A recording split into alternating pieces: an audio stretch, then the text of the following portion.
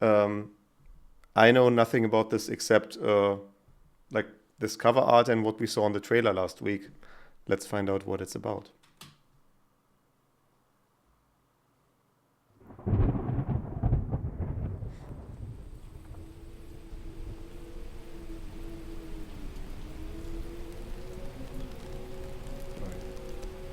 I don't have a mouse cursor, so I'm guessing I need to just... Okay. I'm just pressing Dear space. reader, Okay. allow me to introduce you to my book. I'm worried that it's a bit quiet. We'll see. Though it might at first appear like many books you've come across, it is far from ordinary. You may, therefore, have some misunderstandings about its nature.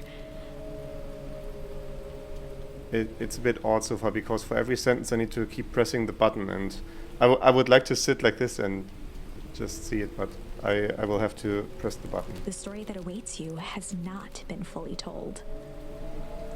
So it's bananaware. We have been given an unfinished product. This is an outrage. In fact, its conclusion is not yet known, even to myself. It is in that way that my book is special. It is in that way that you are special. Okay. Without you, there is no story. Chapter 1. Oh, the art is moving. This is like a Harry Potter situation. Normal isn't what it used to be. I agree with that regarding everything that's happening in the world, but I don't think that's what you mean. This is a story about change. Nestled in a shallow valley is the town of Beacon Pines. Far from the town square, across the river, past the neglected welcome sign, a young boy walks alone at dawn. His name is Luca Van Horn, and like you, dear reader, he's here for a reason. Luca Van Horn.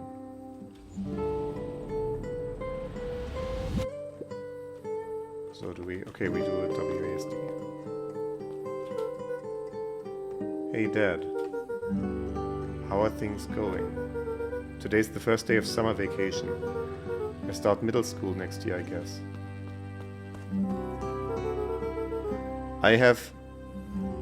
I immediately I have no idea what this actually is in terms of age because I don't know what middle school means in like years. Is that like 6th grade? Is that 4th grade? I don't know. I'm gonna assume this child is somewhere between 10 and 12 years old. I was 6 years old when you died. Okay, the game has answered my plea. He's 12 years old. From here on out you'll be gone longer than you were here. That is the thing that... Why is my mic peaking like that? Holy shit. That is the thing that I've been realizing a lot in the last few years, because a significant break in my vita is moving to where I currently live, in Dresden, to attend university. And I have been living here ever since, away from quote-unquote home. So obviously this is my home, but... and I've been realizing that I have, a few years ago now, crossed the halfway point where where I've lived at my parents' home for a short amount of time, that I've now been living where I currently am. So, like, even though school and everything occupies such a large amount of my memory, it's an ever... relatively, it's an ever smaller sliver of my actual life, and that's kind of weird, but also kind of inevitable. It feels like that should mean something. Mom always said that this tree was your favorite spot in the world.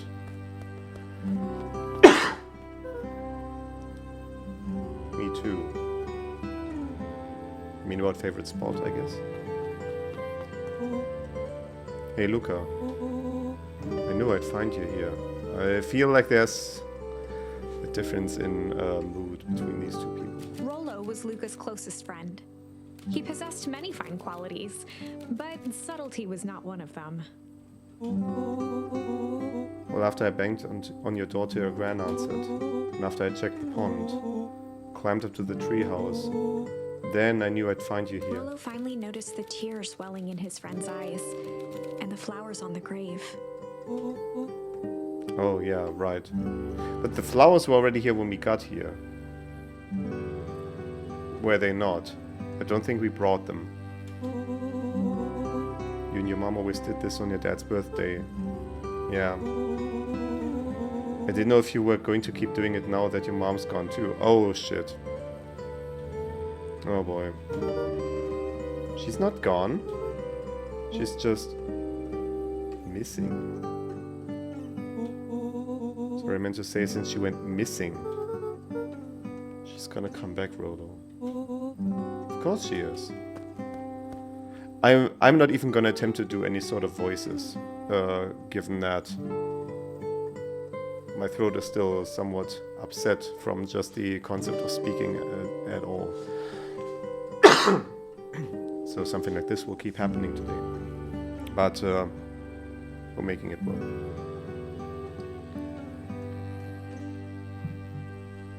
Okay, Dad, see you next time. Think I'm ready to get out of here. Sure, lead the way. Let's see. Okay, so it's Final Fantasy rules. The party follows the leader.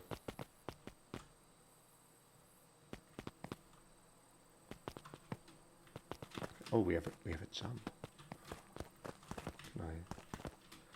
My jump doesn't allow me to.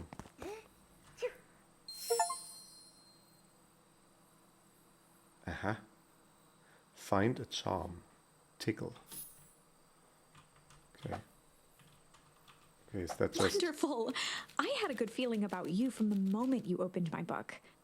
That charm is a very special thing. Very special indeed. Okay. Keep hold of it for now. Its purpose will reveal itself soon enough. Okay, so running aimlessly across these dandelions and making my boy ever sicker with every step appears to have story relevance. Oh yeah, I almost forgot. The whole reason I was looking for you. I was wondering if you'd ever get to that. I found the perfect way to start our summer. How's that? Frollo looked to the side suspiciously. Not here. They might be watching. They? Who? Shh, not so loud. We need to do this in a secure location. Mission control. Alright, I just have to tell Gran and then we can head out. What are you going to tell her? I don't know, I'll think of something. If it's all the same to you, I'll meet you at the welcome sign. Your Gran still kind of wigs me out. I don't do well with new people. Okay. She moved in like half a year ago. Just meet me at the sign when you're done. Suit yourself, it won't be long. Okay. Okay. I see. Do I... Dear reader, forgive me for this interlude. Remember that charm you found in the dandelion patch? There are more of those special charms to discover throughout Beacon Pines. They've been known to reveal themselves to those who are willing. Some of them can be found in this very house.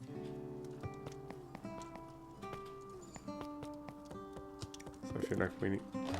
Just some dusty knickknacks. Okay. I feel like this is prompting us to... Since Gran had moved in, the house was more peaceful, more orderly, and more covered in flowery fabric. Let's see, can we... Okay, we have this... I don't know if I can do anything else. The game has not explained to me anything besides arrow keys and this... Oh, okay. Ponder. That seems important. Interesting. Gran had already lit the fire. She kept a warm house, as if by grandmotherly obligation. So this has shades on it. Shades is sitting? Interesting. Although I like the way he slides off, that's something that I certainly did at that age. And I might still be doing it today. Luca paused at his parents' bedroom door. He just wasn't ready to go in yet.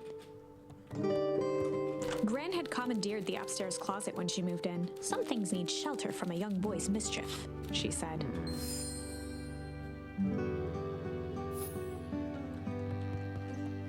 Okay, if there's any sort of logic to discovering these charms, then I don't know what it is.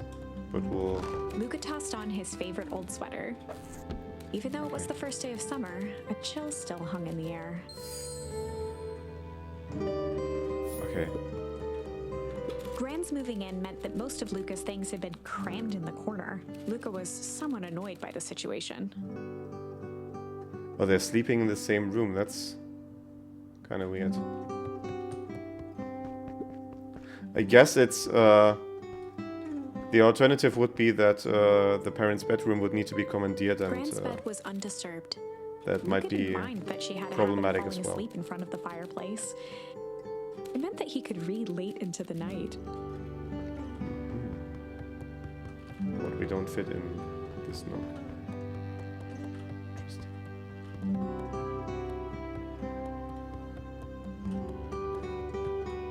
So it appears we have exhausted. Maybe if I skip down the stairs, that's something I could do. No. It scene transitions too quickly to make any use of that. She's not here either. Okay, so she's probably outside. An array of prepared meals crowded the refrigerator, each labeled with a day of the week. A pair of dull scissors, a broken can opener, a mostly empty bottle of glue, and some loose string. Junk. Every time I think I have a handle on this charm thing, it throws new way. Okay. Hello? Can we... Okay.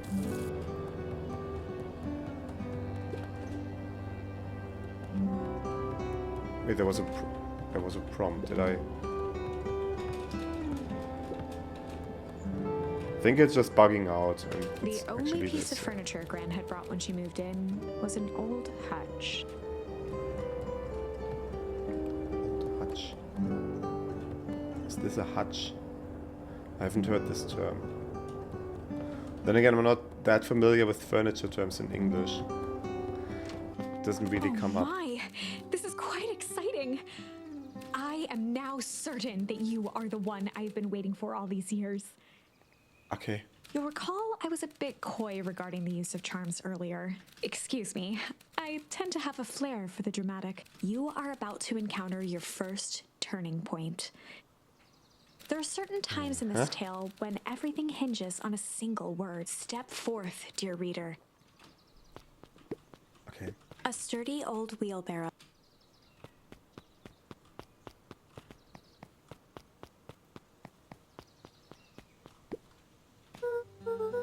Hey Gran, I'm gonna go hang with Rolo for the day. See you later. Hold up now. Where are you and Rolo headed exactly? Oh, nowhere The special. less Gran knew, the better for everyone involved.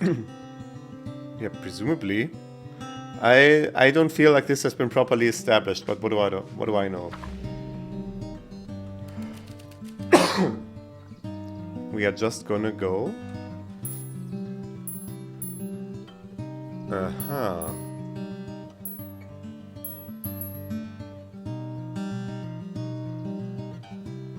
I wonder, like, obviously this will raise suspicion. Hide for the day. I don't think that's a good choice.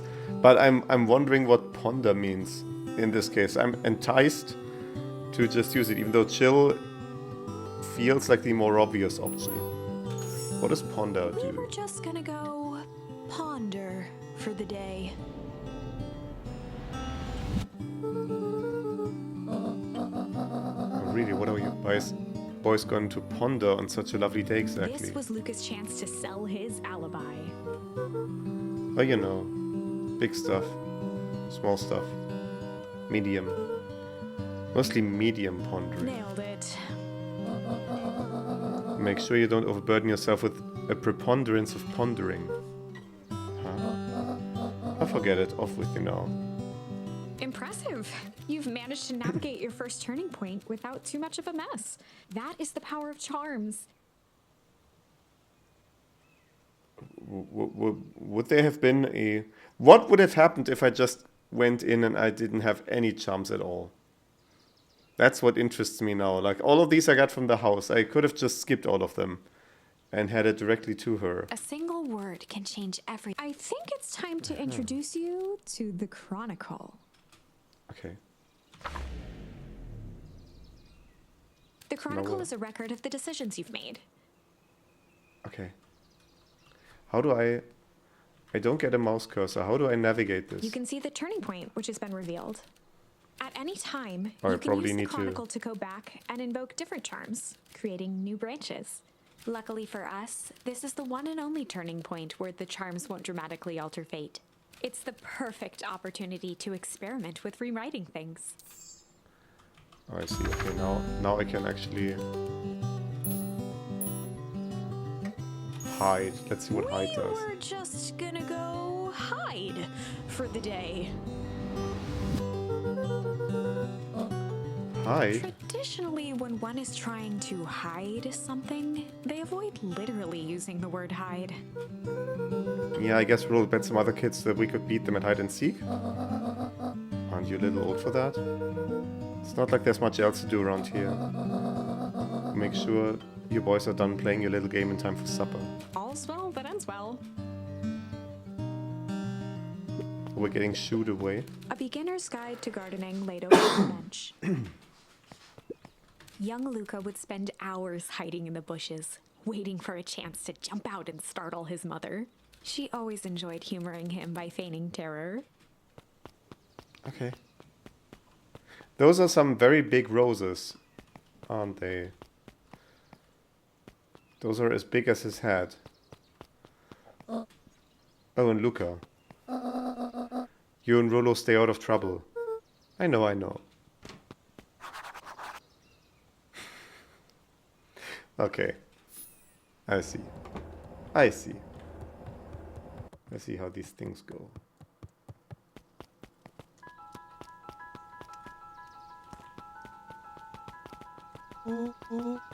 Come on. Dang it, Rollo. For a town that saw a few visitors, the welcome was perhaps more grand than necessary. Yeah, also that means we're just outside of town. Not really in town.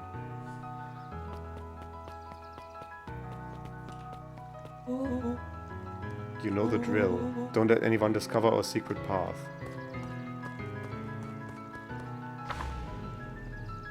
Chapter 2. Welcome to Beacon Pines. Hello, Hobby Blobby. Good evening. For many years, this valley had been a small mining outpost. It wasn't until Sharper Valentine built his fertilizer company that Beacon Pines was established. Over the next 30 years, the town had grown and prospered until the foul harvest and his sudden death. In the 6 years since, everyone was simply trying to get by. Oh, his as in his father, huh? Okay.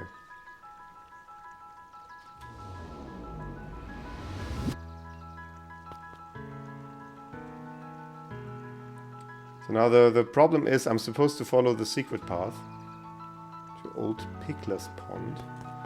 But also I want to... Is there any people I can interact with? Lots, actually. Hey, Mr. Care. Hey there, William pal. Kerr was the CEO of Perennial Harvest Company. He had become a fixture around town over the past few years. After the failing of Valentine fertilizer, the town was hungry to welcome a new source of employment. Excited for the big festival? Oh, sure. Come on now, when I was your age, there was nothing more exciting than a town festival. The food, the music, the dancing. Sounds pretty alright. Yeah, gosh dang right it is. Looking forward to letting off some steam myself. Make sure to invite all your little friends. I couldn't keep Rollo away if I tried. Excellent! Sorry, Luke, I've got to get back to the proverbial grindstone. What is it with me and reading today? Our harvest awaits and all that. Oh, now. The left side's a little low. Okay. He's busy managing. Sorry, young Mr. Van Horn can't talk now. Very busy with Mayor preparations. Augustus Valentine was not busy. Oh, sorry, Gus. How many times do I... It's Mayor Valen... Flustered, Gus instinctively loosened his tie. I don't think there's much to loosen there. Must briefly attend to a concerned citizen. Okay. Huh? It's nothing, keep at it. Alright, what can the mayor of Beacon Pines do for you today? Oh, just saying hi, I guess. Well, good day to you too, young Mr. Van Horn. Okay.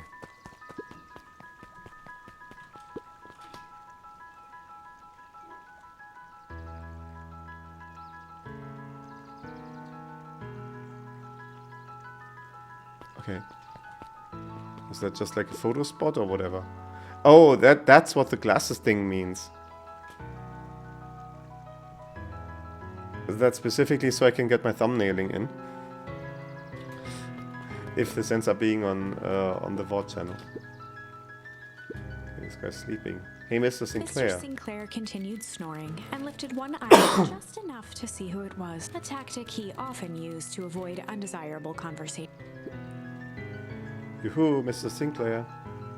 Don't you see I'm sleeping, boy? How's the napping today? Crummy as always. You used to have a perfectly nice view from here. Till perennial harvest put that monstrosity of a building in the way. Why don't you just move your chair a bit? Why should I be the one that moves? If it's a showdown they want, I ain't gonna be the one who blinks. And back to sleep. Oh my god, so many people to talk to. Come on, Andy, grab his wallet. I'm sorry, Iggy, I can't. Do it or he pound ya. Yep. Yeah, but my mom said, yeah, but. If I had a nickel for every yeah, but, I'd be the freaking king of nickels. Ain't that right, Tish? Yep. Mister, I think you are going to get marked. Are you aware of that? Mr. Van Horn, do you have a moment? It's just Luca. Golly, I'm sorry, it's my first week at Perennial He pulled a Harvest. pen from the pocket of his sweater vest and began to frantically jot something down on a clipboard. Wonderful, it won't happen again. If we're going to be on a first-name basis, then you can call me Pete. Oh, nice to meet you, Pete. Sorry, what are you writing? Or just documenting? Gosh, it's exciting to be a part of something so darn special. Oh, sorry. You know, it's not just about new fountains and phone booths. We're gonna change the world. And it all starts here in Beacon Pines. Isn't that amazing? Uh-huh. Anyway, I'd better get... Oh, that reminds me. We'd love to hear your thoughts.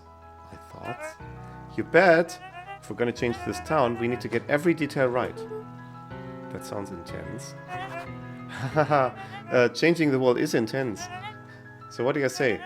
Could you answer a few questions? Or I guess if it's quick. Wonderful. Open to answering a few quick questions. One down. See, it's not that hard, isn't it? Okay, we're going already. Question 2. What is something you love about Beacon Pines? I never really thought about it before. Perfect. It's the only place I've lived. See, that wasn't so painful. Stopped scribbling and glanced up from the clipboard. Was it? I guess not. Huzzah! Our first 3 questions answered in record time. Are you literally writing down everything? Thank you so much for your time. I need to process these answers. You can save the rest of your thoughts for later. Okay. Our harvest awaits! Can I go in there? I can't. So I shan't. Okay, it's also not letting me go anywhere else. This is blocked off, even though it appears very easy to cross, but whatever.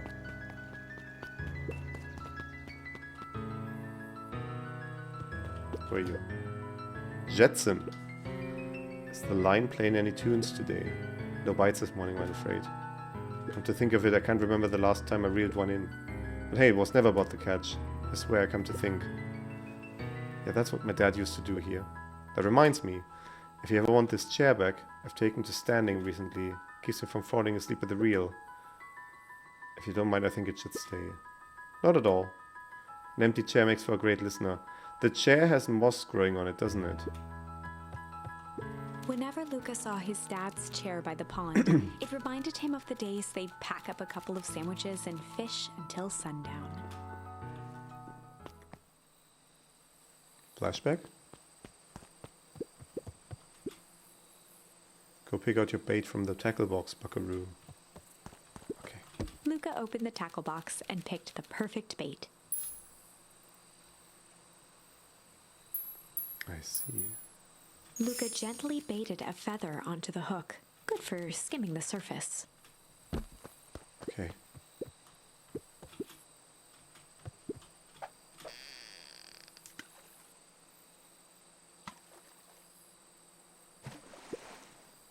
You have to reel it in a bit faster, or your catch will lose interest. Oh, I see. This is a minigame. Okay. I see, I see.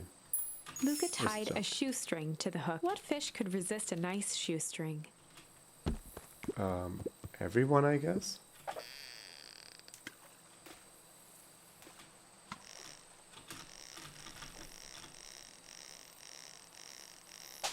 Oh. Oh, I see. I see. You don't know your own strength. Okay. This is Luca gently baited a feather slightly more for intense than I skimming the surface. expected.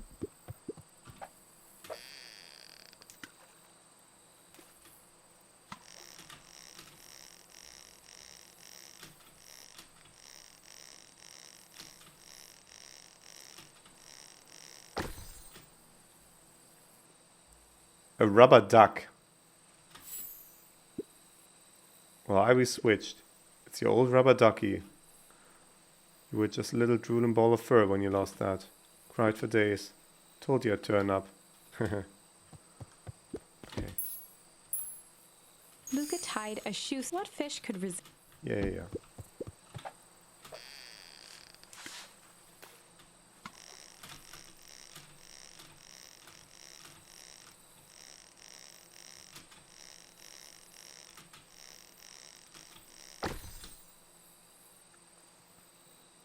Those aren't fish either. Where do you think the other one is? Hard to say. Sometimes things drift away. How? From this enclosed lake. That's not fair. No, it's not. Well, wherever it is, I hope that other boot at least has a sock to keep it company. Looks like we could use some new bait. What do you say we head out and find some more? Interesting. So this is going to be something we need to come back to later. Mission control. Authorized personnel only. Okay. Can see some The rubble. boys had a good thing going, as long as they kept old Jeff happy. They had an endless source of precious materials to add to the treehouse. Old Jeff? Who's old Jeff?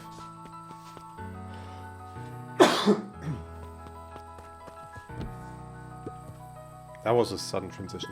On certain nights, when the clouds were just right, the boys could tune into strange patterns of static. Rollo thinks it's aliens. He always thinks it's aliens. Interesting. After Luca's father had passed, Rollo became obsessed with them building their own Hank atomic star scraper. It was some time before Luca realized it was Rollo's way of keeping him occupied.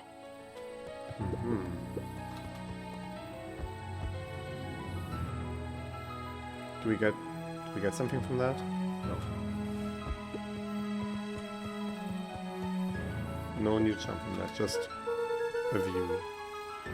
Okay, so what's this top secret plan to start our summer? So you know the abandoned warehouse by my place? The old Valentine building. Yeah, well, it isn't abandoned. What makes you think that?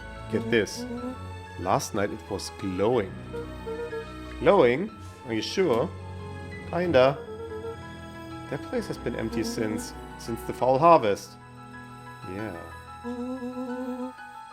Who would even want to poke around that place? We would, Rollo, we would. Wait. It's just a busted old warehouse. I just meant we could do some research at the library. You want to actually go to the warehouse? What do you expect to find? Answers. My mom's out there somewhere. And it seems like everyone wants to pretend that she's gone for good. You don't have to come to Rolo if you don't want to. Look, I remember that time I sort of accidentally burned down the chicken coop, and you jumped in and said it was your fault before my pa throttled me. This is a flaming chicken coop sort of deal. I've got your back. Thanks, Rolo. Now that I think about it, poking around the decrepit fertilizer warehouse is exactly how I want to spend the first day of summer. Okay, we're going very quickly. Luca's winter coat decommissioned for the summer. With the cold holding out longer than usual, he reconsidered its usefulness. I think, can I? Aha, I can. Mum. Mum. That's a wild slider. Mum. I'm gonna put her up a bit because I think she's too quiet relative to me. Oh. I see.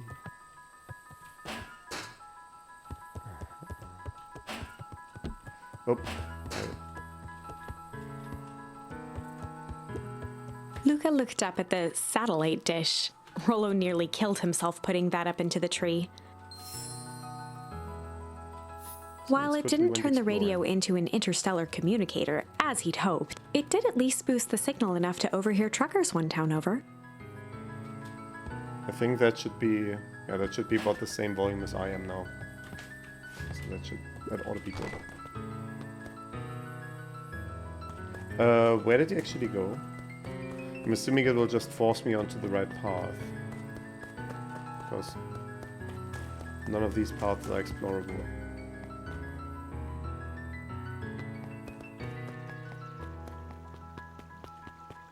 Oh, I see.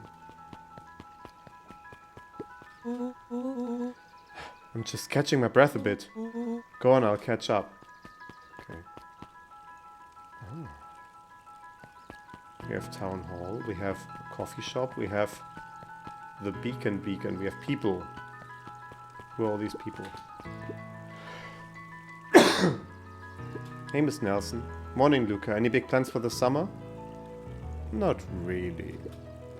Heard anything about the old fertilizer warehouse? Any strange happenings? Can't say I have. Either way, a dusty old warehouse is no place for a young boy. You be safe now. He's spilling more people. What the heck? Guess I can't go in here so it doesn't branch off further. Piper? Oh, hey, Luca, what's up? You know it's summer break, right? Of course. And it's like the morning. Correct.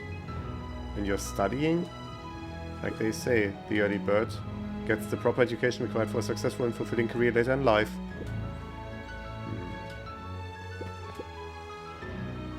Xyrill. Hey, Luca. Could you please tell this lazy butt to help out in the cafe? Lumi, Xyrill would like you... Luca, let me give you a little gem of advice. If you never do what you don't love, then you'll never work a day in your life. I guess he's right about that, but... or she, I don't know. Unclear. Wow, you're really setting the kid up for success. Interesting. One very studious person, one very lazy person. Miss Hatch could often be found near the fountain, too absorbed in a book to be distracted. The two wandered down the wooded path, unaware of the danger ahead. Oh, is that going to be... is she going to be a plot device to foreshadow what's coming? Because that feels prescient. Oh! Oh, this is getting good. Let's see. Luca, just the fella I was looking for. Hey, Roxy, what's Oh, up? right. Rendezvous with Roxy. This is an important turning point. The first time where your charms will change the course of fate. Okay. And currently, we only have one suitable charm at our disposal. Have no fear, we can always return later using the Chronicle once we find more charms. Well, now I'm just rambling. Where were we? Have you seen my blockhead brother today? Wait, is that just Rolo? Because you look similar to Rolo. Well, not really, no. Can't say I have. Can't say or won't say. Roxy, would I lie to you?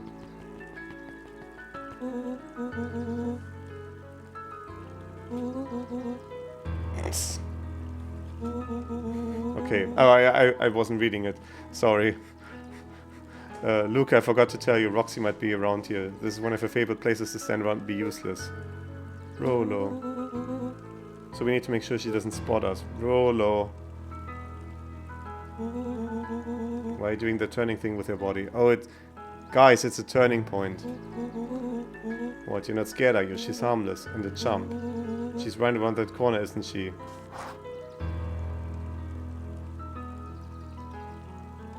I see. Don't mind me just over here lurking uselessly. Oh, hey, sis. Nice weather we're having, hey? Couldn't help but notice you snuck out this morning before breakfast. That's not good. That's the most important meal of the day, or so I'm told. I don't really buy it, but whatever. Wasn't hungry. Also couldn't help but notice your morning chores were left unchored. Rox, I'm gonna level with you. I'm sick and tired of digging up carrots. We all gotta pick up the slack since the fall harvest. Almost every carrot I dig up is rotten. And the rest look like they were hit with Hank Atomic's shrink array. All the more reason to keep on digging. There's gotta be more to life than puny carrots. Look, Roxy, Luke and I have places to be, so if you don't mind. Oh, I do mind. I'm not gonna catch hell again because of you.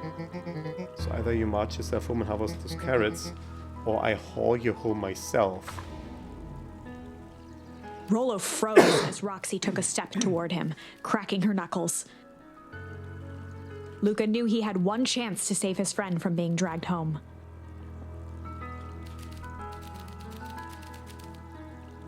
Okay.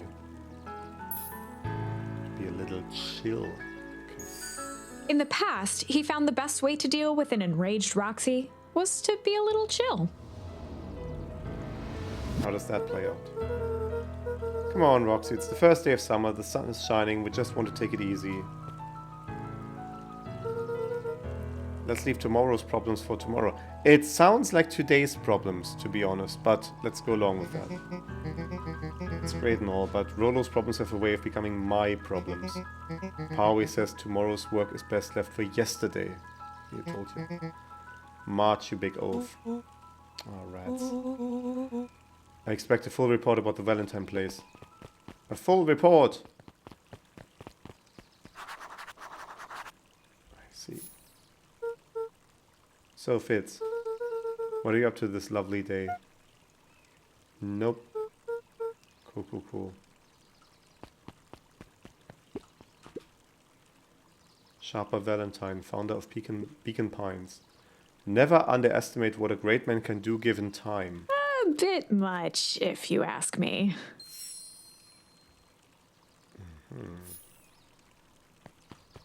Interesting. So how many? We have 7 now. Interesting.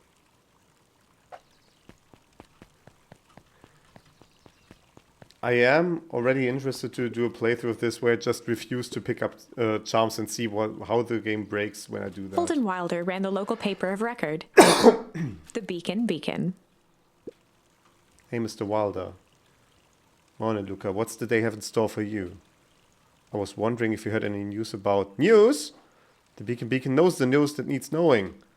Any news about the old fertilizer warehouse? Nope. Oh. Rolo said he saw some lights there last night. Rolo ought to be careful poking around that part of town. The winds of change are blowing, and change is a dangerous animal. Okay.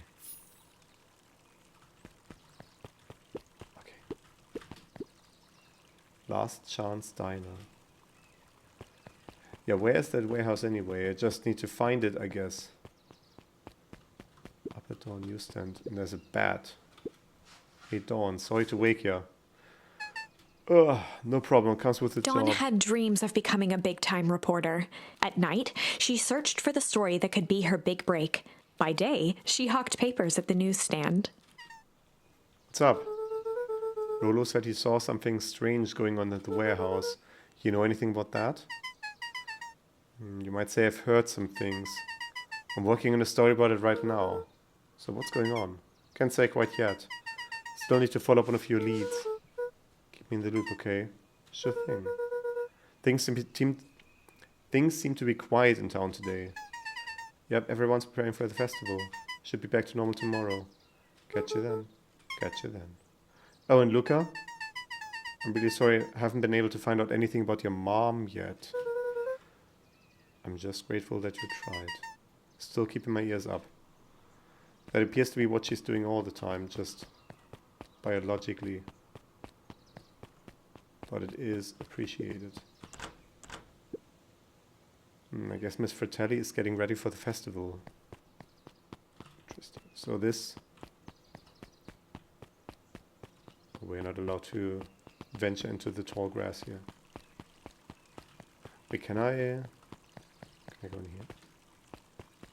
I mean, I can jump, but that's everything, it appears. Solomon. Apologies, no time for chit-chat. Okay. So, like, this is more of what I expected to see. Like, when I saw this game, I was thinking Night in the Woods, like, just on the basic aesthetic of like anthropomorphized animal characters, and this is looking a lot of Night in the Woods. The state of the Jeff's hardware closed down about a year ago. The effects of the foul harvest stretched wide. When there are no crops in the field, tractors don't need fixing. Interesting. Library also closed. Looks like the library hasn't opened yet. I'll check back later. Nuncrete's drugstore. Look at my boy, hold up a tick. Hey, Mr. Nuncrete, that was just my way to... I just sold the last jar of your grandmother's preserves. Can't stock the shelves fast enough, turns out. Yeah, that's great, but I'm actually... I guess Juniper will have to swing by with more of her lovely jam. Uh-huh. Well, don't let this old man slow you down. You just remind her that she still owes me that dance. A promise Gran regretted the second it was made. Okay. Will do. She's a fine woman, that Juniper. Yeah, she's pretty cool, I guess. A real fine woman. Gotta go. Sweeter than any jam on earth. Uh-huh. The phone booth was brand new.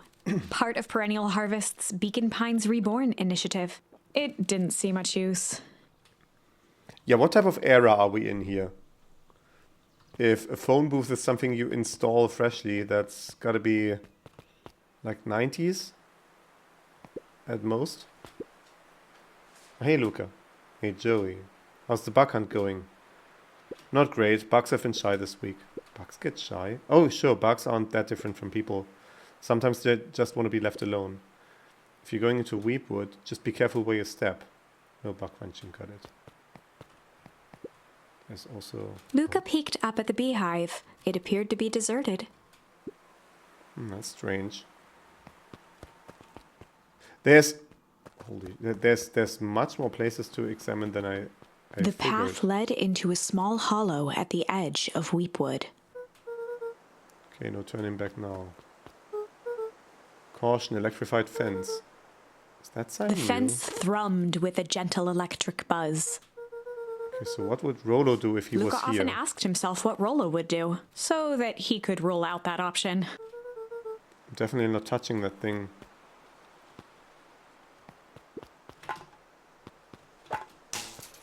As sparks flew from the fence, the light atop that section shut off. 2 bulbs remained.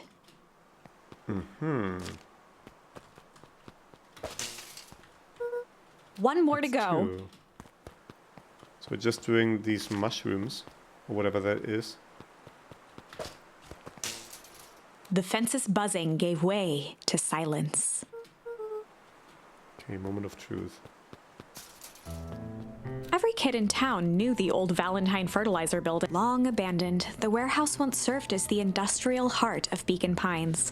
Clicking too fast, I'm sorry. Now, it stood only as a reminder of things left behind. The dormant building showed strange signs of life. Okay, so Rollo wasn't exaggerating for once. There was only one way to find out. Oh, that smells awful. Too bad Rolo's not here. He'd have no problem poking around in there. There's a rope by which we could possibly climb in.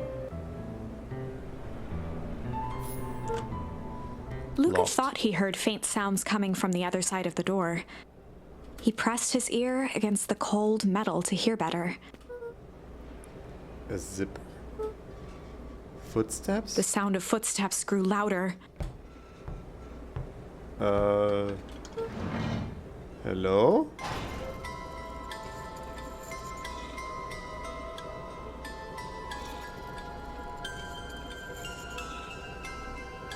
Oh, shit. Oh, that's a fantastic charm. That's gonna be very useful. Oh no. The heavy steel door knocked Luca to the ground. Disoriented, he looked up to see an imposing figure silhouetted in a green glow. It lunged toward him. He tried to scramble away, but felt a gloved hand latch onto his ankle.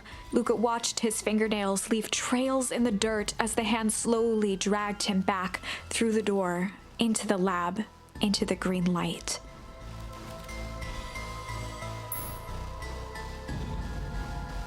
See. Once again, what would have happened if I didn't have this? I'm so curious. This is a story about change. It was far from the sort of change Luca imagined for himself. But change is, after all, a dangerous animal. The end? You what now? The end? I probably should have warned you about this. There are many paths that our story can take. Most will end in tragedy. But don't let that discourage you. We will find the ending that this story deserves. I just know it. From here on out, a charm will have a check mark when it's been used to its full potential at a given turning point. Now, let's try something different.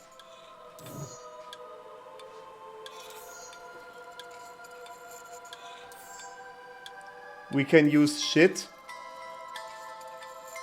at this point? What the heck? Oh, to be a little shit. Okay.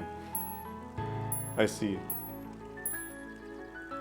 That's gotta be terrible for translators, because chill here is an adjective, but shit is a noun.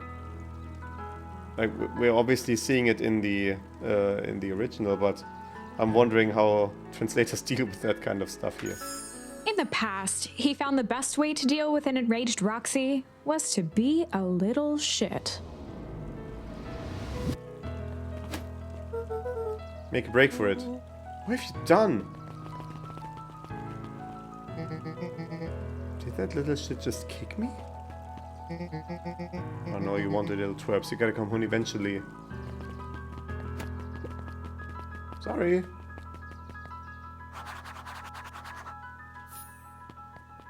Interesting. Sorry about that. Rolo can get overexcited Solomon sometimes. Valentine, Oh, the son of the founder. current ward of and future successor to the Valentine fortune, Yeah. huffed as he brushed off his pants. A town of complete and utter fools. One wonders if it's worth taking anything seriously here. Either way, I'm really sorry. No matter. How are you doing? Me? Yes, with all that business about your mother and whatnot. Oh, I'm getting by. Still no word from her at all? No. That is truly a shame. Interesting. Your grandmother has taken residence to keep house? Yeah. And how's that going? We mostly stay out of each other's way. The word shit is kind of like the word fuck, the most versatile word in the English language, can be used as any type of word. There's lots of these. For example, stable is both a noun, a verb, and an adjective. I guess shit is also an interjection in a way that, for example, stable isn't. Also, welcome in. Twee Yogan. You're not new, but I don't recognize the name. Welcome in anyway. You make it sound like she's rarely at home. It's not like that. She just has a lot to do. She's still settling in and trying to figure out how to make ends meet. Indeed. Well, count your blessings. It's better to have a caretaker who's rarely around, in lieu of one who tries to compensate by smothering you with attention. That doesn't sound so bad. Trust me when I say it's best to rely on yourself. Family has a way of creating more problems than they solve. Hello? Solomon it's worth- trifled a gesture toward the approaching heiress Valentine. For what it's worth, during these segments when these prompts are appearing, I cannot move. I'm kind of on rails. I've been around since your video on Pipes and Satisfactory. Your video changed the way I play the game and made it so much more fun for me. Thank you. Interesting. I really gotta get back to writing the script. I was I was sick for 2 weeks, and as I always do when I get sick leave, I'm like, oh, there's so many things I can do if I don't have to work. And obviously the problem with being on sick leave is you are sick.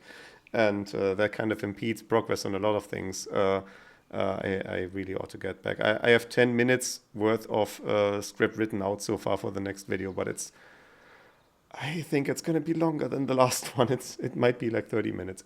Whatever. We're going to get there eventually. I'm pretty sure it's a 2025 release. Sorry. Solomon trifled a gesture towards the approaching heiress Valentine. Speak of the devil. Do not wander off like that. I'm much too busy to be looking all over for you. With 1.1 things might change. They certainly were. I saw the teaser today. Although the teaser didn't look like anything changes about actual recipes. Like it's mostly cosmetics, like the hypertube crossings and whatnot, but and vertical splitters I remember, but it's not anything in the core mechanic like new machines being added or new recipes and stuffs like that. So it will not cause any problems for what I'm currently working on. I'm much too busy to be looking all over for you. Apologies, Eris. I was just taking a stroll through town. Strolls are for commoners. You're a Valentine now. I want you to be present for the construction of the History Museum. The future of this town relies on its ability to remember our family's great past. Of course. Amazing. Do you have new dialogue?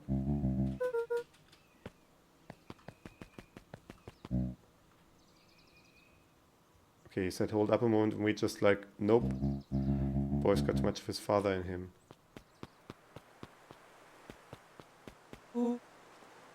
I win. Little help? I am the champion. We were racing? Did that road get longer? Like anything ever changes around here. It seemed longer. You're just lightheaded from the run. You really need to pace yourself better next time. Not sure why I would take advice from second place. Has that sign always been there? Wait, what? Caution, electrified fence. No, that's definitely new. Creepy. How are we gonna get around to an electric fence? Don't worry, I've got this. Why'd you do that?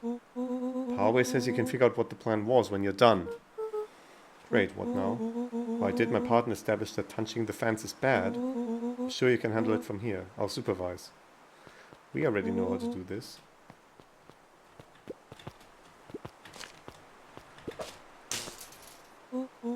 Oh, you're a genius.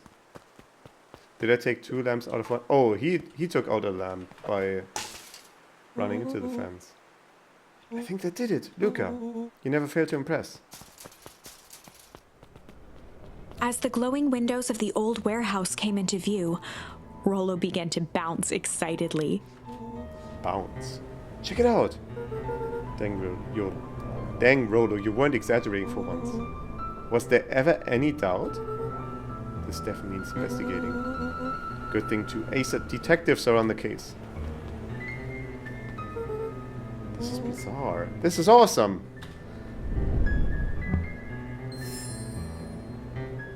Rumble.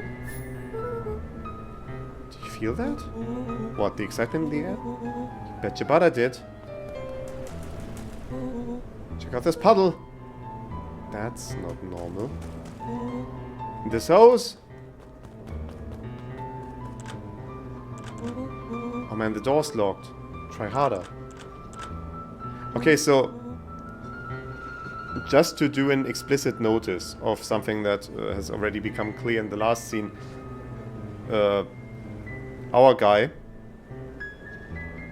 whose name I already forgot, it's something with an L shape, does not have any recollection of the story changing.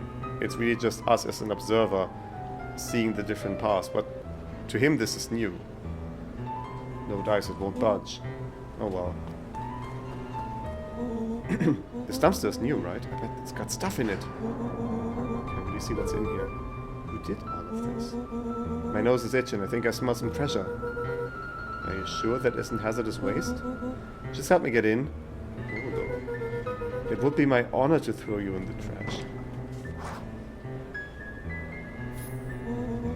Come on, Lady Luck. So what's in there? Let's see. There's a squishy bag of squish. Good inch of stagnant sludge. Your natural habitat. Wait, hold the phone. Hold 2 phones. Check these bad boys out. Are those walkie-talkies? Just like Hankatomic communicators. Do these actually work? They are filthy. And also one of them is just a mirror of the other asset. Which is kind of odd if you think about it. So don't do that, please. Ground command to Hank Atomic. Hank, do you read me? This Hank Atomic, ground command, you're coming in 555. How your vital readouts, Hank? Getting a little stuff in here. Pressing assists for evac. Keep that spread count low. It's like I'm not decking on them for cutting the corners in places that keep sense. I just couldn't help but notice. Help is on the way. What was that? Someone's coming. Give me your hand. I'm trying. My hands are covered in squish. Scoot over. I'm coming in.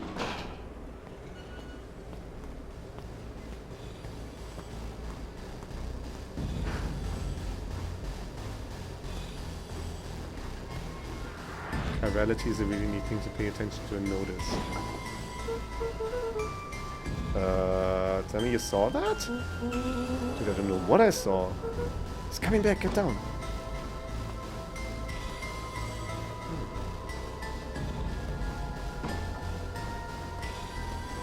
Is that a body bag? It looks like a body bag. Petrified under the weight of the bag. God, tell me that's not what I think it is. But do you know what separates run-of-the-mill detectives from ace detectives? Ridiculous hat.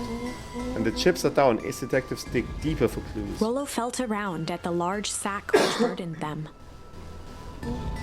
Ha! He snapped off a tag from just within a small zipper opening in the bag. Some sort of badge or something. What's it Rollo say? held the badge up to a faint shaft of light within the dumpster. Dr. Prescott. Deep engineering.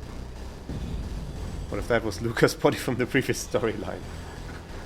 That would quickly throw my theory about how the narrative is structured into disarray, so I'm all for it. Dr. Prescott, deep engineering. It's a name tag. Who would throw away a bag full of slimy old name tags?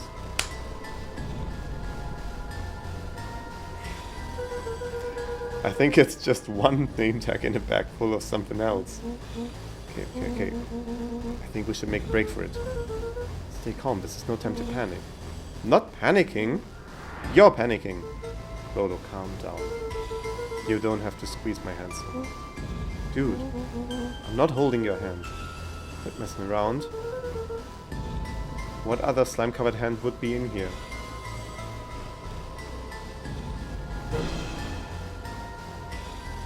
Yep.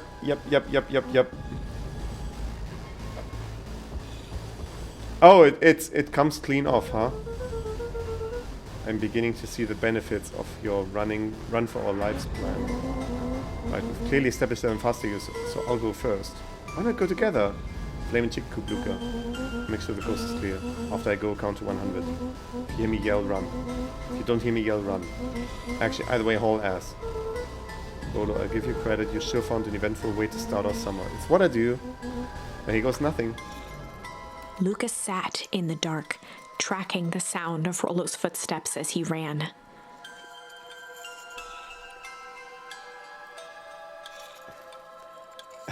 Most unrealistic thing in the story so far, one person saying calm down, the other person actually calms down. On the other hand, trope played straight. We gotta split up. 1, 2, 3. He pressed his ear to the dumpster wall, straining to hear Rolo's footsteps as they faded away. 15, 16, 17. He tried not to think about the contents of the dumpster as he counted. 35, 36, 37. The thick stench made it hard to breathe. Screw it, that's long enough. Luca carefully lifted the lid and peered out. Nothing. No sign of Rolo. No sign of the man in the yellow suit. Time to haul ass. Luca clambered from the dumpster, stumbling to his knees. He was up like a shot and running, sprinting toward home as fast as he could. Beacon Pines flew by, blurred by the tears that welled up in his eyes. Oh, okay, they're doing this as a book segment because they don't want me to talk to 10 NPCs on the way, I see. He wouldn't remember getting home at all that night. Throwing his front door open, storming up the stairs to his room and slumbering to sleep almost as abruptly as he hit his pillow. Isn't he covered in, like, filth juice? Wouldn't that be something that his grandma might notice? Chapter 3. Finding a Friend. The next morning, it was quieter than usual at the breakfast table. Only the sound of silverware and chewing interrupted the awkward silence. I finished jarring mess of jam last night. So that'll need to get delivered into town today. Okay. So what did you and Rolo get up to yesterday? Oh, nothing interesting.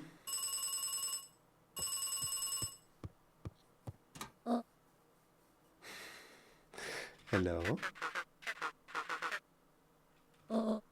Calm down. No, of course it was the right thing to do. Start gathering folks, I'll be right there. Excuse me? Are you sure there isn't anything you want to tell me about yesterday? Anything I want to tell you? Not really, we just sort of ran around a bit. Gran's brow furrowed. She let out a long sigh. Her voice was quiet and even. I have to go take care of something. You are to stay in this house for the day. Under no circumstances are you to leave. Okay, so we're not delivering jam, I suppose. What? If I'm not back by dinner, there's stew in the icebox. But nothing. You are to stay here, understand? Yeah. Say it. I'll stay here till you get back. Good. Oh, and Luca. You left the icebox open yesterday. We're not made of money, you know. Well, that was strange. Okay, so does leaving the house also... Okay, that is still inside the house. But also there's nothing of interest over here. At least as far as I can tell. And because we're obviously going back to our favorite activity, interrogating the level geometry. Oh! That thing, I see. I did leave that open yesterday. Yeah, I did. Okay. A faint electronic sound floated in the air.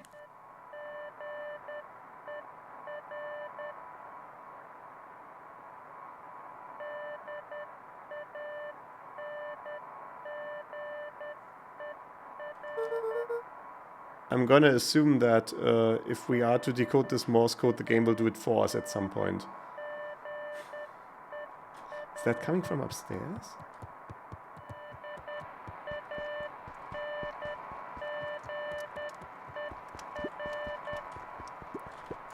One of his father's old stethoscopes. Luca had spent countless hours listening to anything and everything with it. Not for years, though. I was gonna say, is that a charm I missed? But no.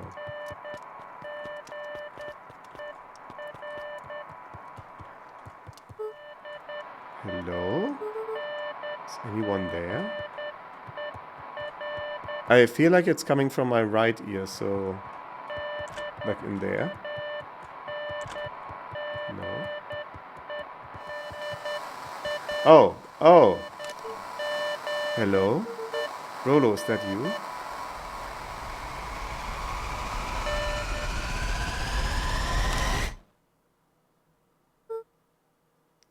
Over?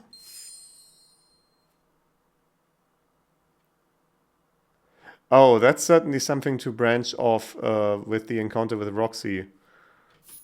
I feel like.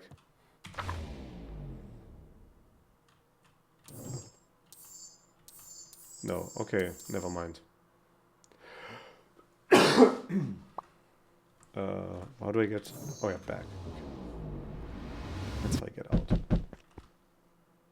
Hello? Now there's knocking.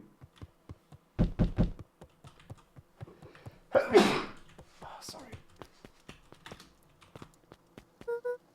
Oh, hey, Roxy. If this is about me accidentally kicking you yesterday, is Rolo here? No. Look at me, Luca, this is serious. Is Rolo here? No, I haven't seen him since yesterday. Rolo didn't come home last night. What? A pit formed in Luca's stomach. Third person lost so far. Where was the last place you saw him? Below the body bag. Oh, we were playing around in Weepwood and was late and we went home.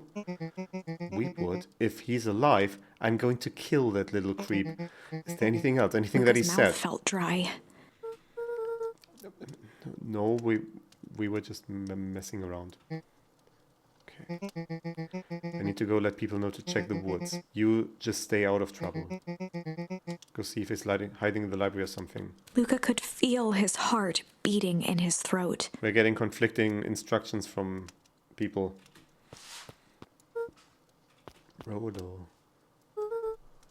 Where are you? What do you mean check the library? I'm not allowed to go outside.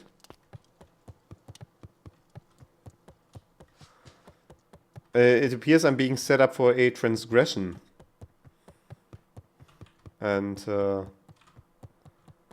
I mean, it's in character for Luca, but, was it Luca? Luca, yeah. See, it's good that Tweogen wrote a chat message that has Luca in it, so now I can look over to see what his name is. I don't know why it's so difficult for me to remember that name. Do we don't have any prompts that we missed, I feel like. No.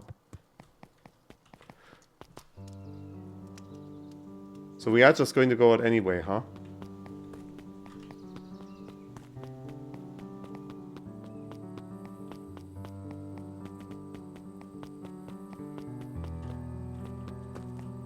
Okay, we can't do anything here.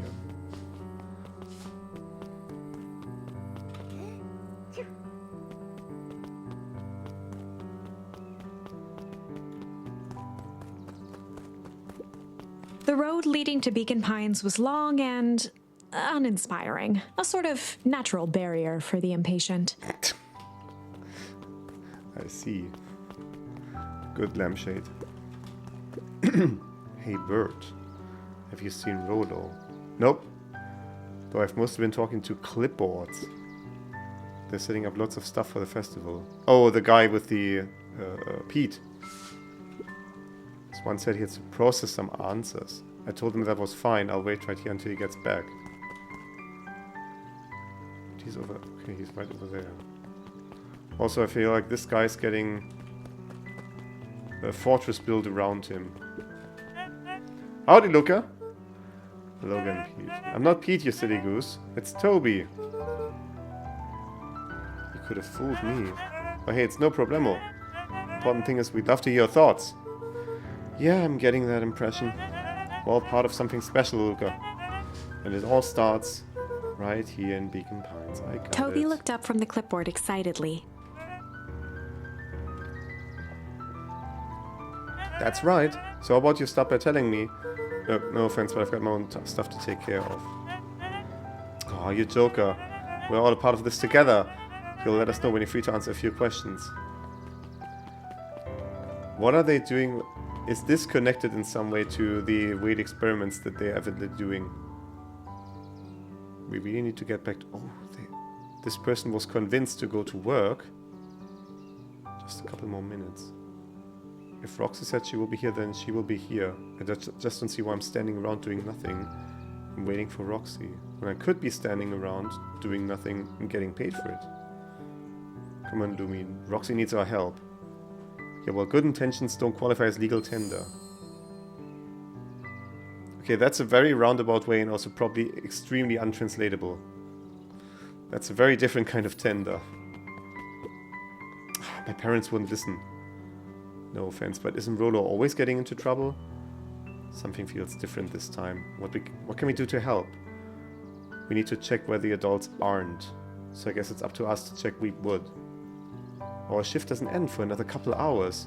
We could spend the time making posters. That would be great. I guess. Right, Fitz and I will check Weepwood. We'll be back later to pick up the posters. I think my dad has a map of Weepwood. Let's swing by my house and grab it before we head out.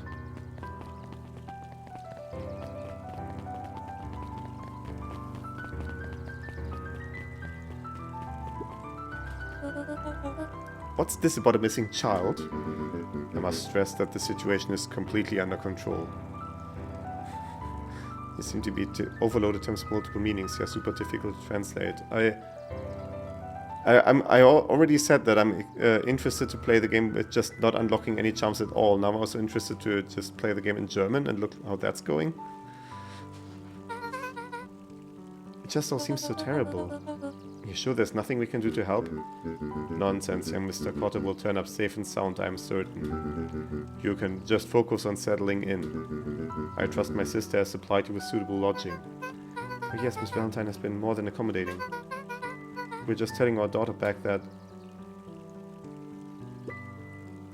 Now, where did she run off to? Interesting. Wait, has the news person heard anything? Hey, Dawn. Is it true about Rolo? Yeah, he didn't come home last night. I wonder if it's connected. Connected to what? I was checking in on reports about increased activity around town. What sort of activity? Windowless trucks, mechanical noises, strange lights. Your typical shady stuff. Who would be doing all that and why? Well, I have a few leads. The Valentine family is always suspicious. Perennial Harvest certainly has the resources. Do you have any idea where Rolo could be? Best place to start looking is where the trail went cold. Where did you see him last? Oh, are we telling the truth? We were in Weepwood, right by Valentine's fertilizer. I'll check out Weepwood when my shift ends. I do my best work at night. Back to sleep. I've not been down here at all. Hello? Is that Ilsun or... I'm gonna guess Ilsun. Like that's an L, not a capital I. History Museum. It's laughable, really. Did you happen to see Rolo in there? No, just the shadow of a family clinging to a town, clinging onto a town, clinging onto the past. Huh? Feel free to check for yourself, but don't expect to have your mind blown. Griffin, has Rolo been by? Haven't seen him all day. I'm sure he'll show up safe and sound. And when he does, tell him there's a strawberry chocolate double soap waiting for him on the house. Don't like that.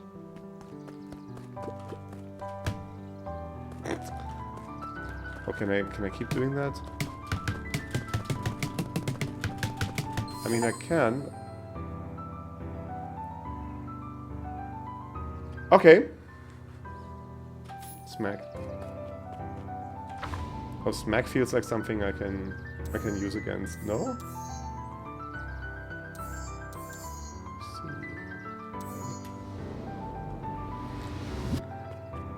I'm getting excited about these charms that will have implications so much later on. Sharper Valentine, a celebration of Beacon excellence. Pines is a great town. What you may not know is great towns grow from mighty roots. And that is why you cannot tell the story of Beacon Pines without telling the story of one Sharper Valentine. Young Sharper's keen intellect and strong moral fiber led to a grand vision. A vision of a community dedicated to a better tomorrow. In his own words, a better tomorrow is within our grasp, but it requires a singular mind to harness it. Lucky for us, he decided to grow that vision here, in Beacon Pines. And how does one grow a better tomorrow? With fertilizer, of course. Valentine's Fertilizer Company became the lifeblood of a town yearning for purpose. But then tragedy struck, a scientific experiment gone wrong. An accident which took Sharper away from us far too soon. To this day, we struggle to pick up the pieces. But one foul harvest isn't enough to stop the people of Beacon Pines. The spirit of Sharper Valentine lives on. It lives in the hearts of everyone with a dream for a better tomorrow. Together, we will follow his example and grow a bountiful future. That's the perennial harvest. Family in the Valentine Fertilizer Company Remembrance Fund. Okay, never mind. Interesting. That was unhelpful. I agree.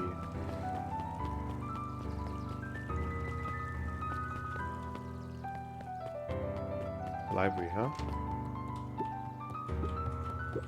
Oh, the cobs I've eaten. A salad-centric travel guide for the mildly adventurous.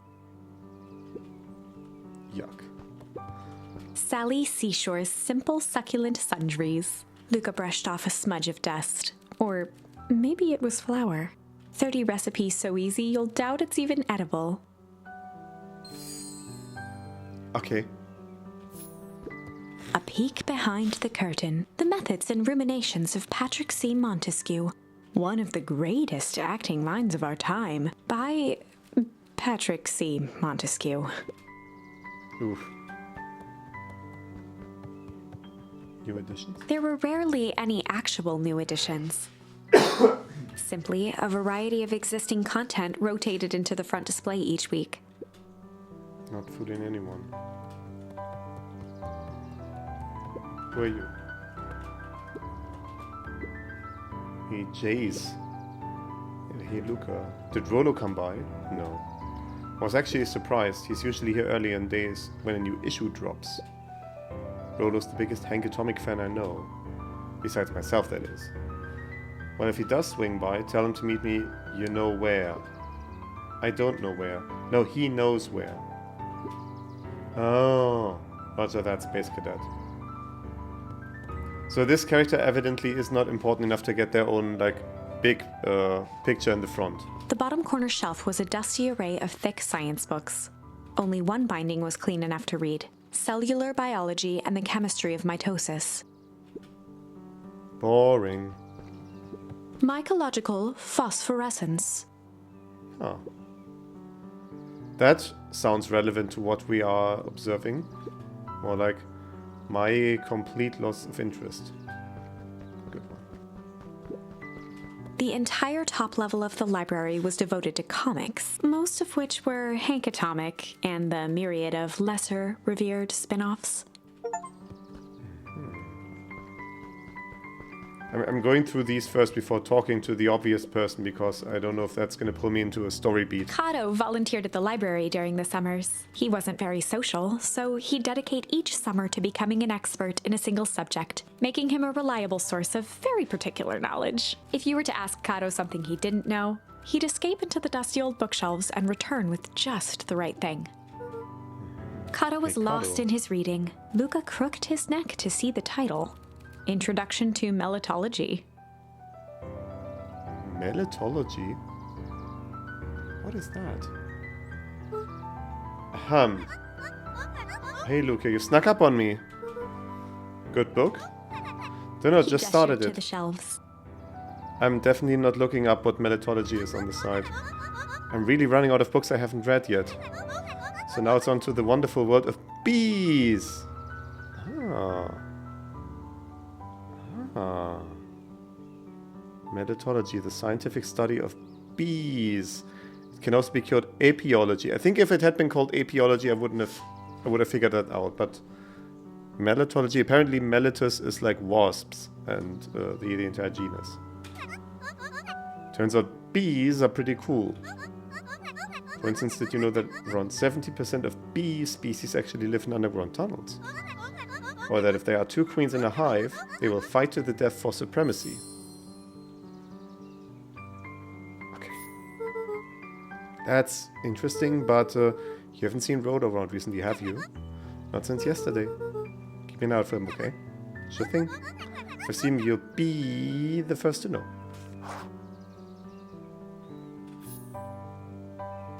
So we're kind of out of ideas of where to look. What sort of monster puts candy behind a locked door? Oh yeah, Mr. Nuncreed works weird hours sometimes. Of course he does. How about you? When do I work? No, what's your name? Luca Van Horn. You new here? Yeah, not by choice. Beck's family moved often, giving her little time to establish any real connections. Immediately I'm thinking that her family is going to be the people in the yellow suit. Or the person in the yellow suit is going to be part of their family. If they moved here recently. She would tell you she prefers it that way. Looking for my friend Rolo. He didn't come home last night. So he's missing? I guess so. Like, missing? Does that sort of thing happen a lot around here? Luca shifted his feet uncomfortably. Well, that sucks. Yeah, so I should probably get going. Hey, wait up. What? Beck pulled a coin from her pocket. Coming with you. What? So says the unlucky penny. Unlucky? Yeah, well, technically it landed on heads. Leave this kid to find his friend alone. But I always do the opposite. That's kind of like me and Rolo. I guess Rolo is my unlucky penny. That settles it. A person should never be without the unlucky penny. Let's go find him. Name's Beck. Pleasure to meet you, Beck. I suppose I could use some help. Try to keep up. Once again, we are back to having a Final Fantasy-like party. That's good. Joey, have you seen Rolo around? No, sorry, Luca. I've had my eyes in the dirt looking for beetles. Can't seem to find any. He never came home last night. Do you think it's because it's been colder than normal? I don't see why that would have anything to do with Rolo. No, the beetles! Do you think the temperature confused their circadian rhythm or something? Who's to say? I'm no beetologist. Just keep an eye out for him, would you? Of course. I haven't been exploring over here yesterday because I was pulled into a cutscene. So After the foul harvest destroyed their wealth and reputation, the Valentines shuttered off their estate from the rest of town. The Valentine mansion loomed over every other building in town, both figuratively and literally. Oh, sorry, I cut her off once again. Little cottage next to it. Whose is this? It appears we are not privy to this information right now. Do I have, with the stuff that I got, do I have any paths I could have been taking differently? No. I feel like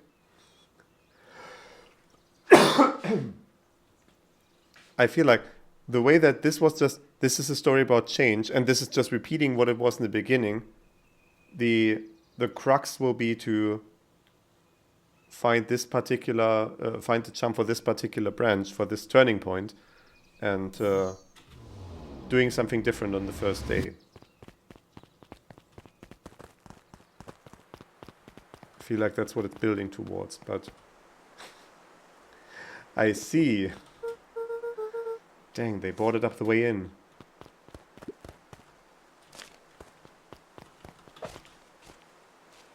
Huh. Let's take one for the road.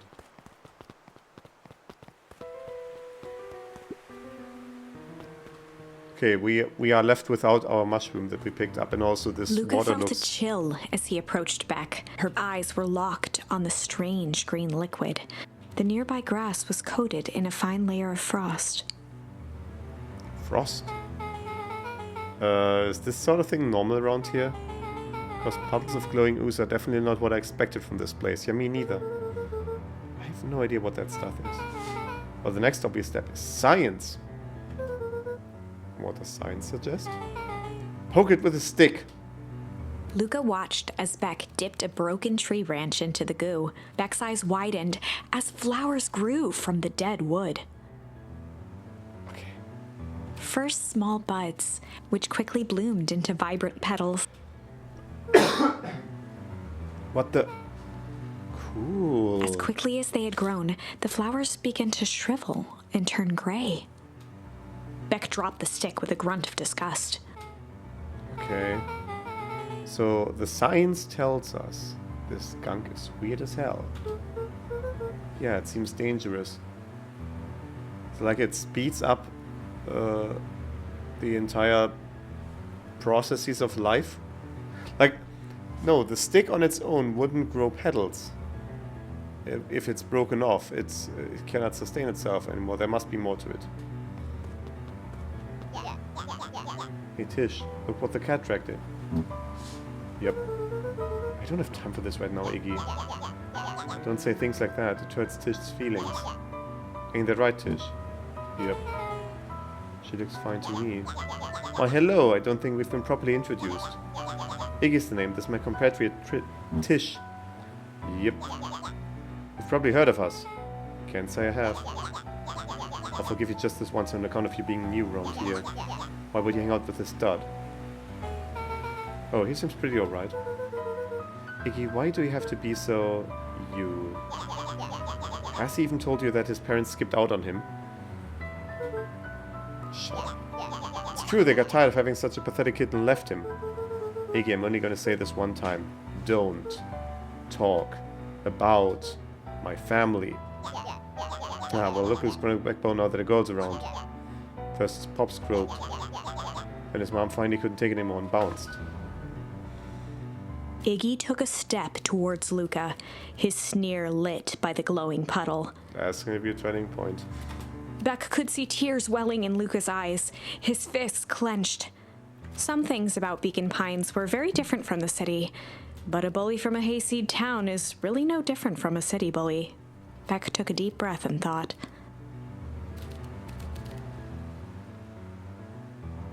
Okay, this is back acting now. Time to bust out the tickles or the strange.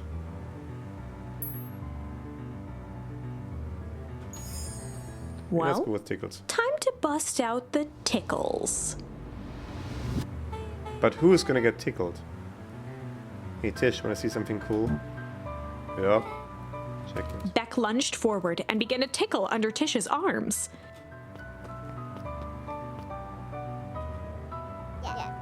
What? Tish, is she tickling you? Yep. Yep. Tears began to form in Tish's eyes as she gasped for breath between gales of laughter. Yep. Redoubled her efforts until Tish finally had had enough. Yep. What just happened? She seems nice. Sorry for the interruption. I think you were just threatening us. Iggy's eyes darted around, a realization dawning on his face that he was now outnumbered. I'm so confused about the genders of everyone because you just can't tell from these anthropomorphized animals. Or... yeah. Just remembered, I have somewhere to be. See you around, you kid. Iggy kicked at the puddle before making his escape. Uh-oh. Uh-oh. Uh-oh. What a little creep. Beck, I think you got a little ooze in your Beck hair. shook the ooze out of her hair as best as she could. Is it bad? Depends. What are your feelings about having a more mature, refined look? Oh god. Chapter 4. The Best Policy. Luca paused for a moment, catching his breath. He'd only just met Beck, and somehow he already managed to drag her into this mess. Yeah, that's... Hopefully he could make it up to her. But finding Rollo was his primary concern.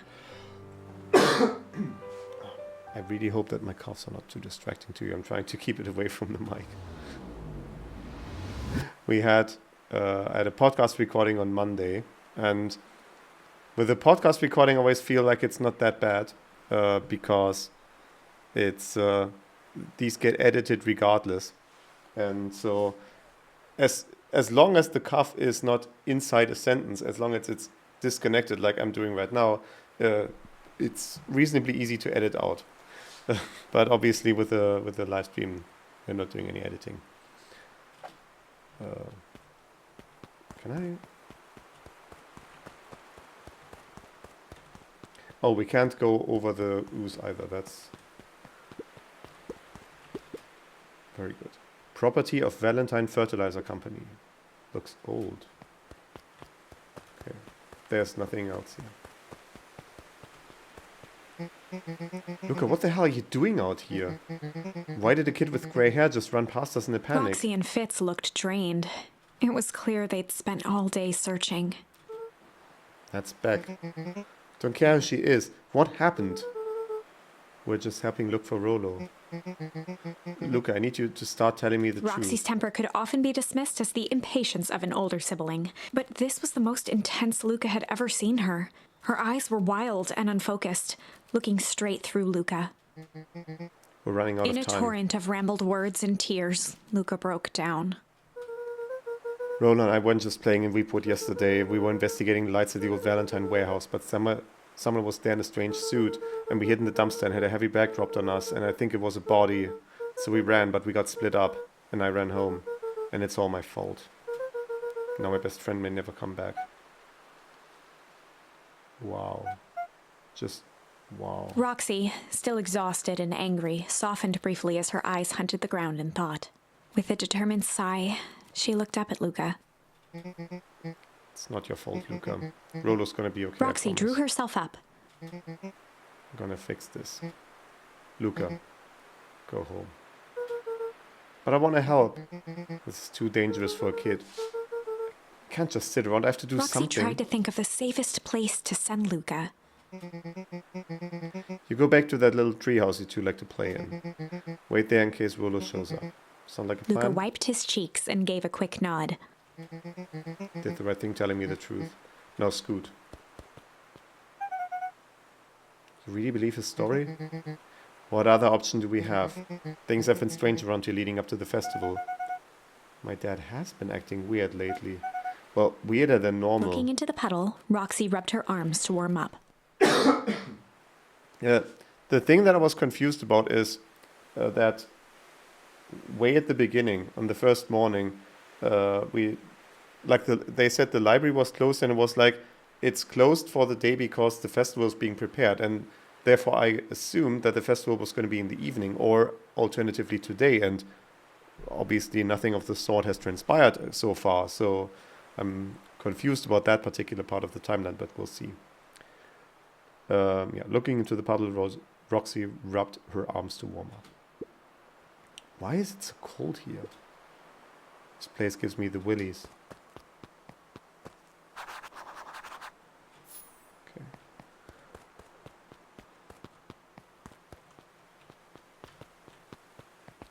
Mr. Nuncree jumped with a start. Oh, don't sneak up on a fellow like that. Sorry.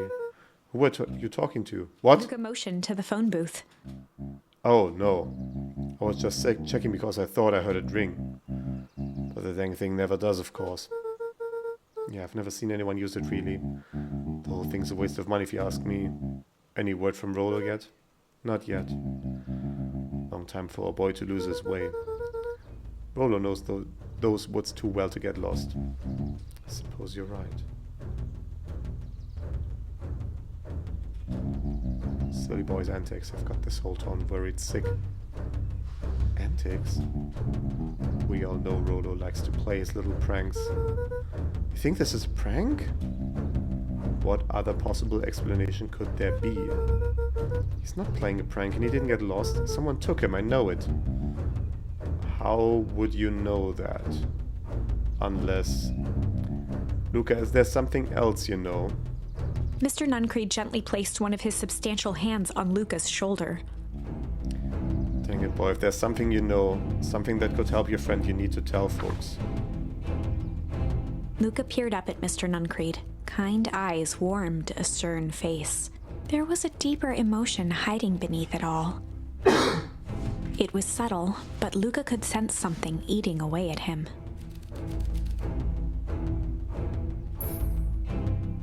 There was a shame lurking behind those eyes. There was a shame lurking behind those eyes. A deep sadness. If Mr. Nuncreed was that worried about Rollo, maybe he could help.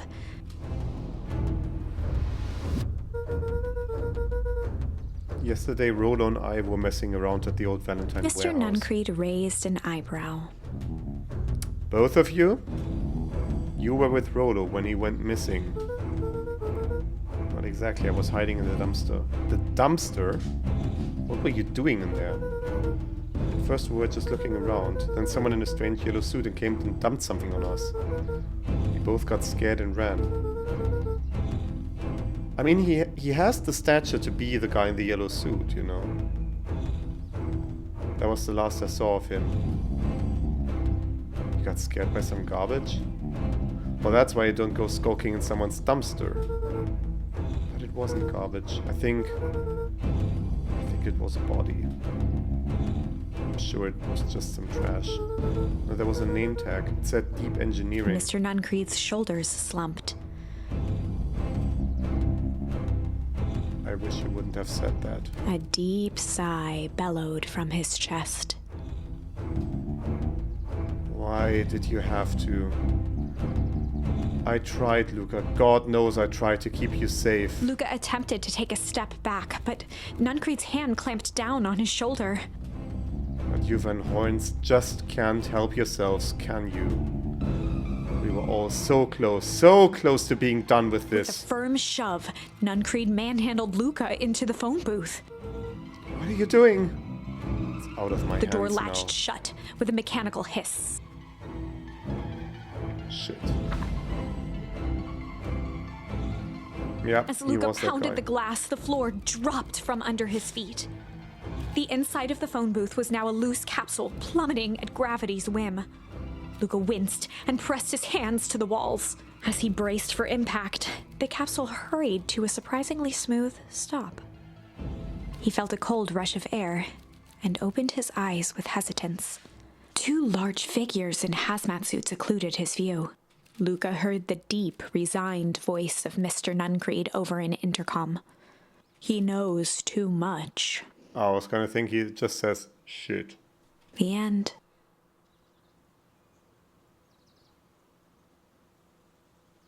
Interesting. Wait. No. This isn't the end. I know there's still much more. Somehow this went wrong. Okay, let's try something else.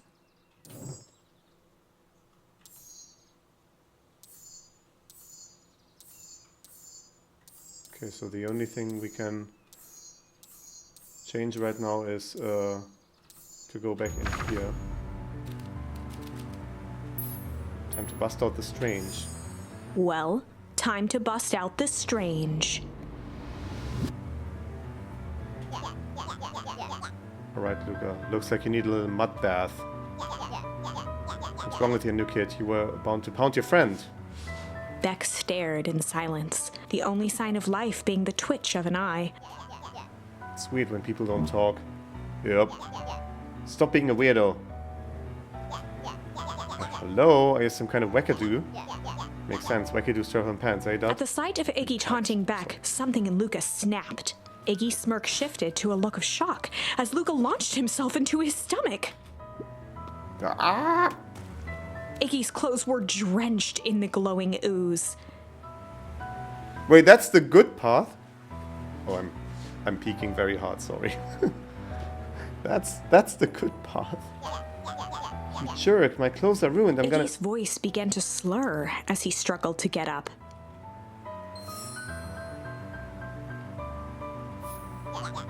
I don't feel so good. Help! I'm sorry, I just... Shit. Yup.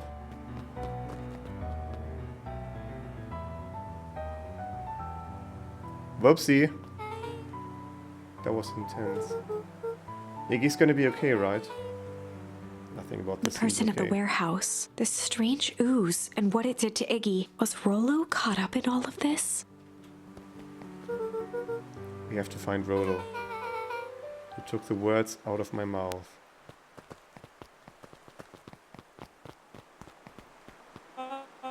Whoa there, little buddies. You startled me. What in the dickens are you up to in this part of town? We were just helping look for Rollo. Oh, you haven't heard the good news? Rollo showed up safe and sound a bit ago. What the heck? Really? So where was he? It's funny, really. He just got a little turned around in the woods. It can be disorienting, you know. Starting to get that impression. Rollo's at his house now, getting some well-deserved rest. Oh, that's a relief. You two should scurry along before you get lost yourselves. Yeah, come on back. I can't wait to introduce you to Rollo. Oh, that reminds me. Luca, your grandmother was looking for you.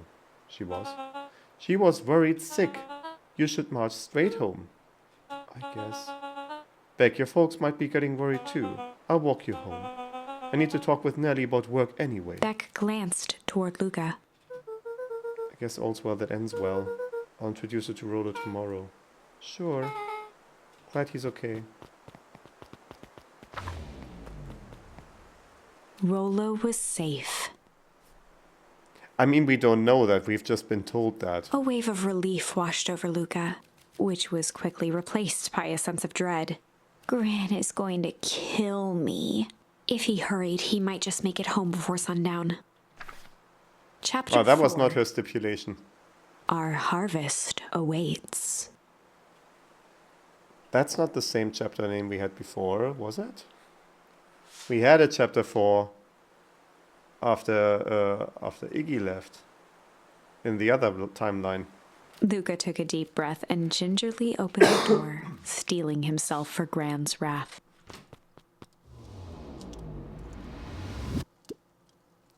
Gran? I'm home. Everything's fine. Gran?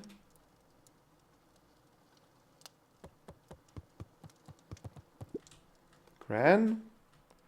I know I wasn't supposed to go anywhere. I was just helping look for Rollo.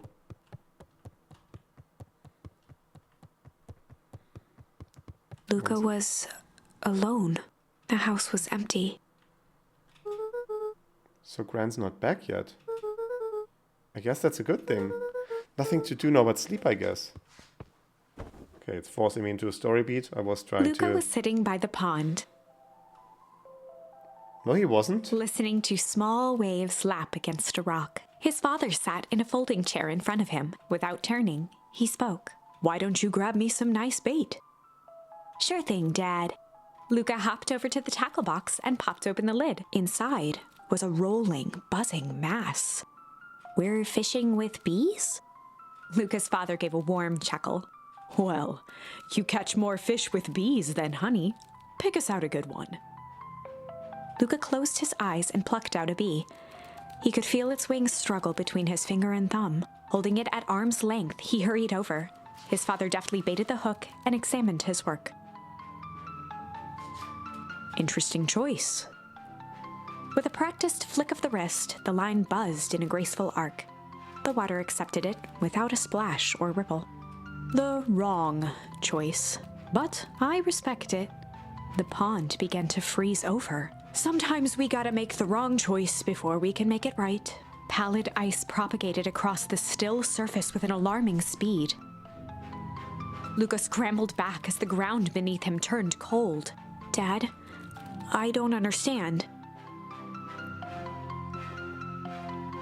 The ground around the ooze was also cold. Or rather, the entire area. Sorry, kiddo. Understanding isn't always part of the deal. The relentless ice shot through the fishing line toward his father. Dad, look out! His father casually wound the reel. None of it's your fault, you know. Never was. Dad, we have to go! Luca grabbed his father's shoulders, trying to pull him away. Please, you have to run! The ice crackled as it spread across his father's hands. That's the thing about fishing, Luca. His chest began to crystallize. You toss your hook in, and you never know what you're gonna pull out. A shock of searing cold ran up Luca's arms. He gave one last desperate tug. The chair tipped backwards in a single frozen mass. Luca tried to stop the momentum, but it was too late. He watched the icy form of his father slam into the hard ground, shattering into 1,000 pieces that crowded around his feet.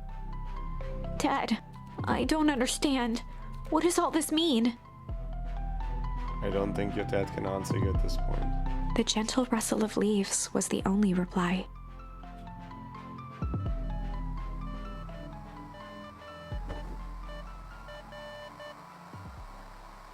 Luca's eyes struggled to focus on the walkie-talkie.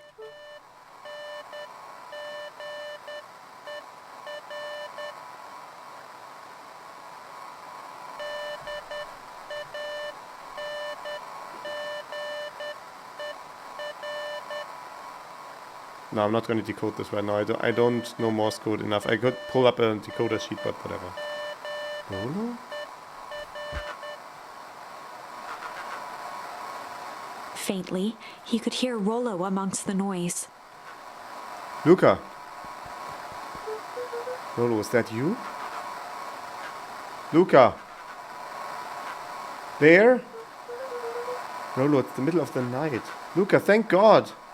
Listen. I don't know how long this thing will work down here. Down here? Rollo's voice was coming through more clearly now.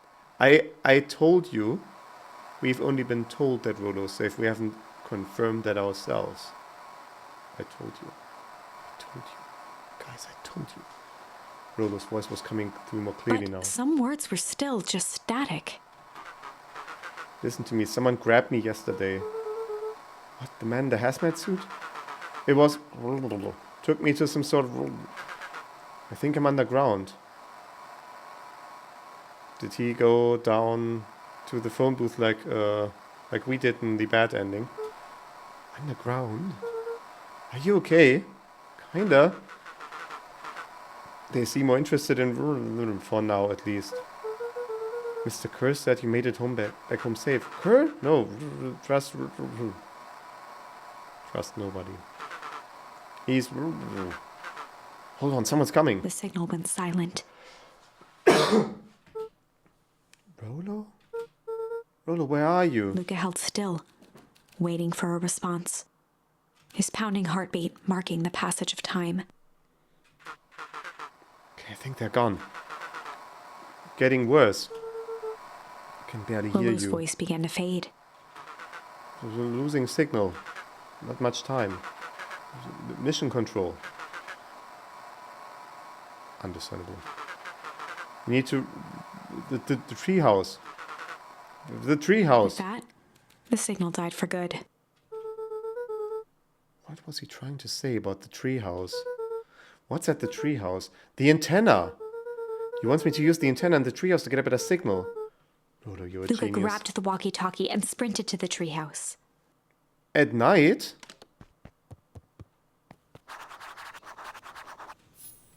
Oh, like his grand probably fell... Wait, that's not the right direction. His grandmother probably Luca fell heard asleep a at group the of chair footsteps down there. approaching.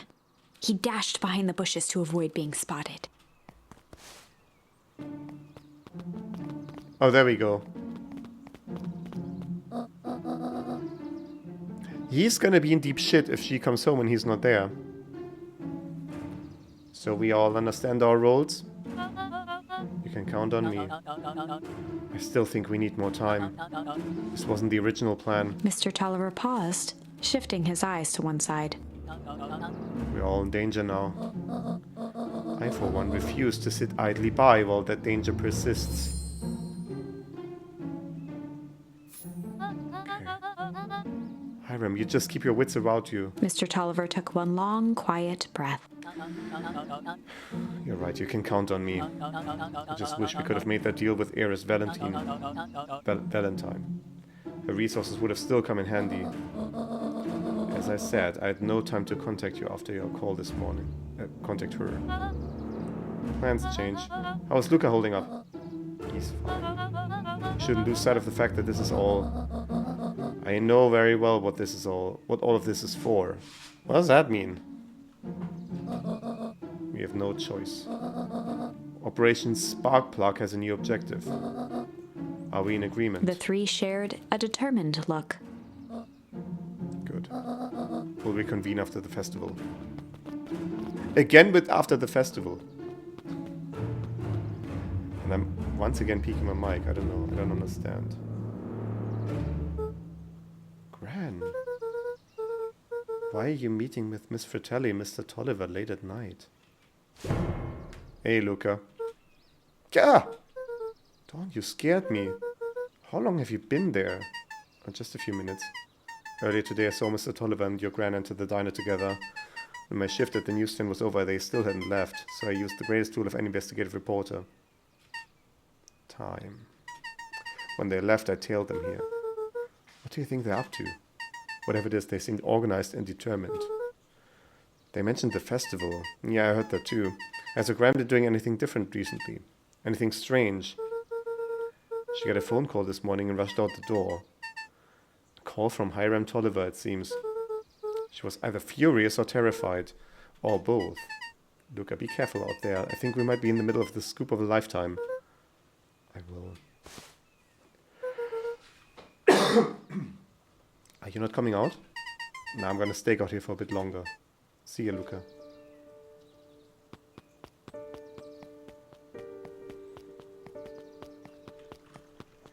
I will say, this game turned very interesting extremely quickly. Like, that's a significant difference to Night in the Woods, where it took me... How long did I take for Night in the Woods? I think like 4 streams, and it took me like 2 streams to get to... Like, until the second stream to get to anything interesting and not just exposition. This story is moving much quicker. I think the game is just shorter overall, but still.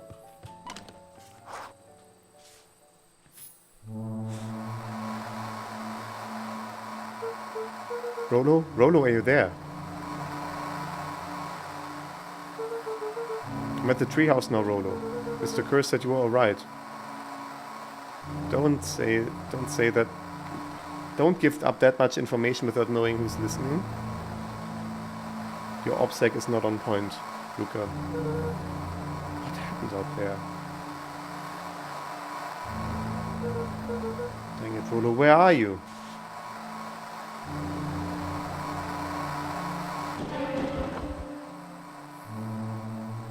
Excuse me? Who's there? Luca could only see a cloaked shape behind the rocket. I've got weapons in here, so you better come out right now. To hear as a muffled voice began. Weapons. How could you hurt something that's already... That's Iggy! Was it Iggy or Izzy or whatever? Fear gripped Luca's throat. Who are you? What? You don't recognize me? I guess I don't even recognize myself anymore. Luca stared at the ground for a moment, trying to place the dampened voice. The figure shifted slowly from behind the rocket, revealing itself to Luca. I'm a monster. Now they hunt me like the beast I am. Iggy. Luca reached over empathetically. Iggy's tone jolted to dejected anger. Don't touch me. It's all your fault. Luca slumped to the ground, overwhelmed by guilt. So sorry. I didn't mean to. I lost control. So you couldn't control yourself for a second, and I get to be like this forever. There must be a way to fix this. Are you gonna be my savior? Perfect little Luca saves the day with his positive attitude and the power of friendship. None of this matters. There's no time. They're after me. They chased me all through Weepwood. I only came in here to hide. Hide from whom? Who's after you? Luca! Luca! Rolo! It's not safe, Luca. Rolo, where are you? The treehouse. I'm at the treehouse, Rolo. Where are you? No, Luca, the treehouse isn't safe. They said they were going to the treehouse. I was trying to tell you to stay away from the treehouse. Who said they're going to the treehouse? The clipboards! Did I tell ya? Those perennial harvest wackadoos are after me. They've been chasing me, yelling questions at me. What sort of questions? They were saying the same stuff they always do. But it's different now. Less asking, more threatening. Gonna figure this out, Iggy. Yeah, well, thanks.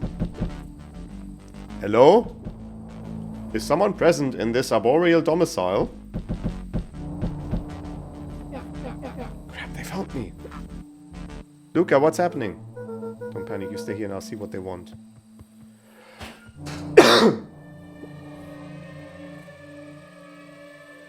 Why are there 11 of you? All looking identical. I was assuming that because Pete was called a different thing today that they were twins, but I don't like this. We would love to hear your thoughts. Do you have time for an informal chat? We will be brief. Your time is valuable to us. Be down in just a second. Of course, of course, of course, of course. We have a problem. Luca, you gotta get out of there. Who's out there? Is it them? Yeah, it's the clipboards. A bunch of them. How many? Maybe all of them? Yeah, you were right. They are saying the same stuff, but with the creepy knob cranked to 10. Might young Iggy be present? We would love to hear his thoughts. Run! Iggy slumped to his knees. I don't know what to do. I'm just so tired. Luca, what do we do? Luca grabbed the walkie-talkie and headed for the window. Follow my lead. Luca and Iggy climbed up the back of the treehouse to its roof, where Rolo had constructed his MCDC, the Mission Control Defense Cannon.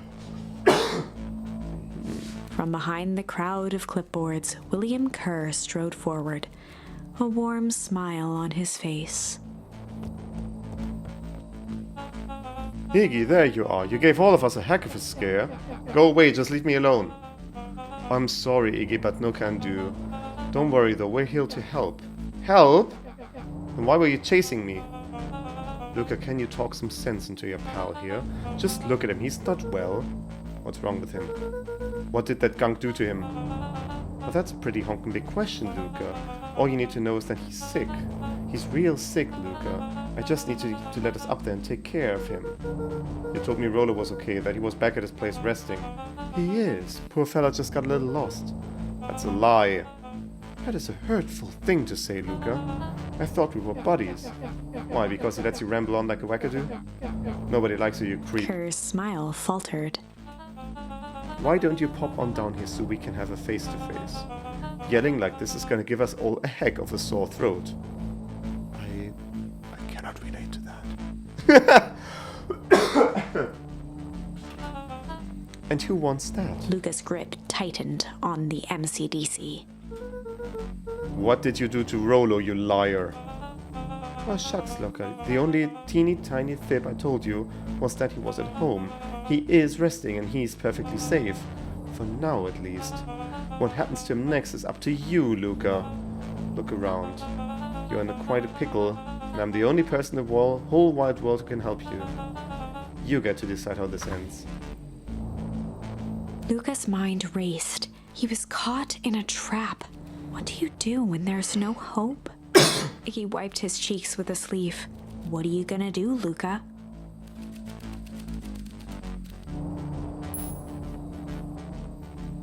One option, huh?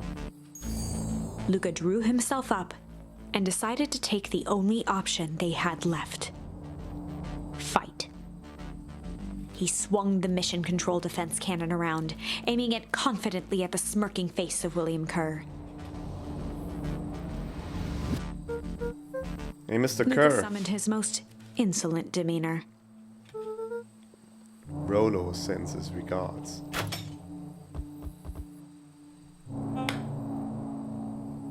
Hey, that was uncalled for, more than a little rude. And just plain unsanitary. Look, I really did think we were good pals. What a shame that it's come Kerr to this. turned his back on the two boys. And this. With a nonchalant wave of the hand, he made his exit.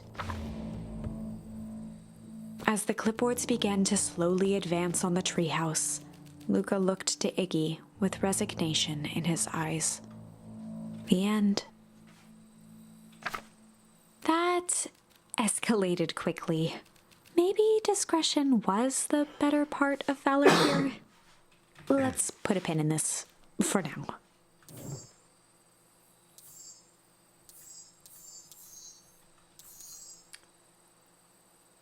Oh, that's where we can do struggle.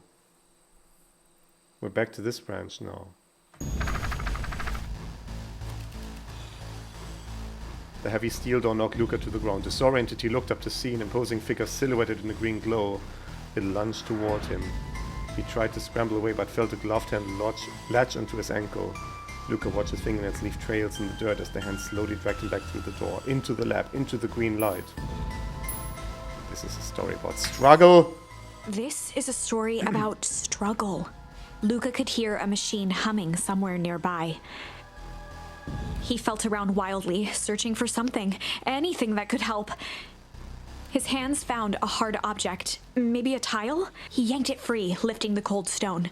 Let me go! Luca swung the tile as hard as he could at the shape that still held fast to his leg. He heard the crack of glass as the stone hit the assailant's mask. With a muffled yelp, the hand let go. Luca was free and scrambled to the door. He never looked back once on the long run home. Chapter 3. Everything's fine. Okay, so now we are in the timeline where Rollo was gone to do chores with his sister, and we investigated alone, came back fine, but people know we were there. So that's a bit of an issue. I don't think I agree with that chapter title necessarily, but we'll see where the story takes us. All this entire second day was just never happened. The next morning, it was quieter than usual at the breakfast table. Only the sound of silverware and chewing interrupted the awkward silence.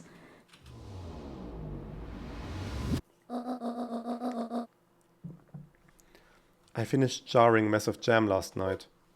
So that'll need to get delivered into town today. Okay. So what did you and Rollo get up to yesterday? Oh, Rollo had things to do, so I just sort of poked around town.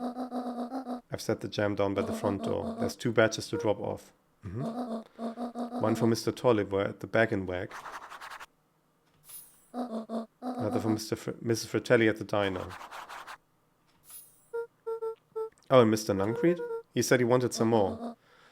I suspected as much. Yes, he seems to have taken a particular interest in my jam. There are some extras in the basket for that enthusiastic gentleman.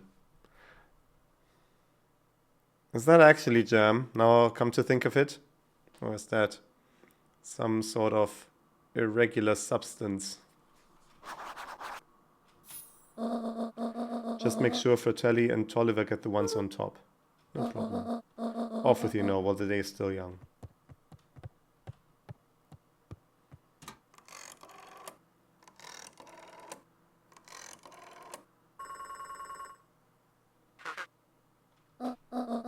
Hello, it's Juniper Hartford. Before you hang up, just hear me out. I have a business proposition. The simple matter is we both have the same problem that needs solving. Very well. We can meet tonight. Yeah, that's Tolliver, because we know from the other timeline. Okay, do we need to... Okay. Sorry about yesterday. Roxy can be so annoying. But good news, no more boring chores for me today. Did you make it to the old Valentine warehouse?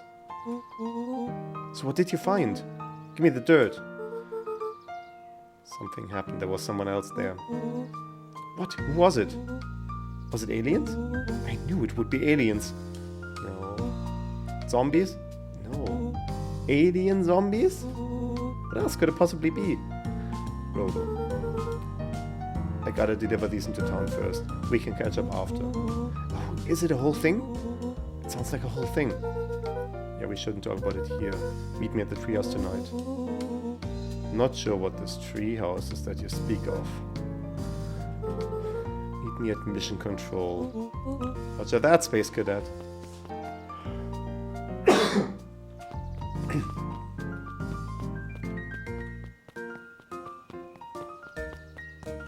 So where do we need to go? It was like diner and... Oh, there's no people around, huh? So I can't... There's one people around. Wait, watch your step. Oh, sorry. There was a whole family of beetles here. They've gone missing. I thought they just sort of wandered around. Oh, is that... The ooze makes the insects go missing, huh? That's what's happening. Everyone has a home, Luca. Even beetles. Luca checked the soles of his sandals. I think we're okay. It's weird that they're gone. They went missing when the festival preparations began. I think the noise scared them away. Something like that. Just watch where you step, okay? Yeah, I have a very easy time watching where I step in my current situation.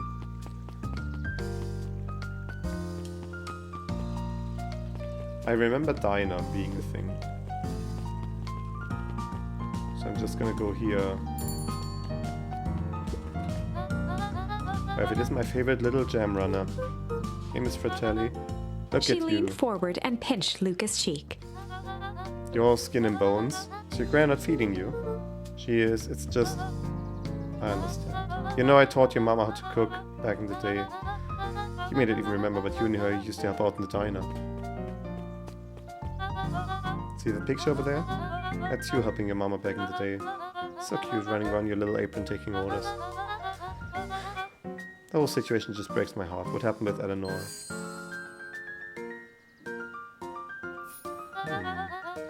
Got a feeling she's out there somewhere, yearning with you to be with you again. Few things in this world can keep a mother from her son. Luca shifted the basket uncomfortably. But presumably, she's in on whatever's going on. I mean, yeah, she's... If so, she's covering up that fact and trying to distract us from the real goings-on. Oh yes, let's see. Mrs. Fratelli lifted the cloth and inspected the jam. Oh, they even have my name on them. How She thoughtful. carefully lifted out her jars of jam. I tell you, run hello for me, Luke. Will do.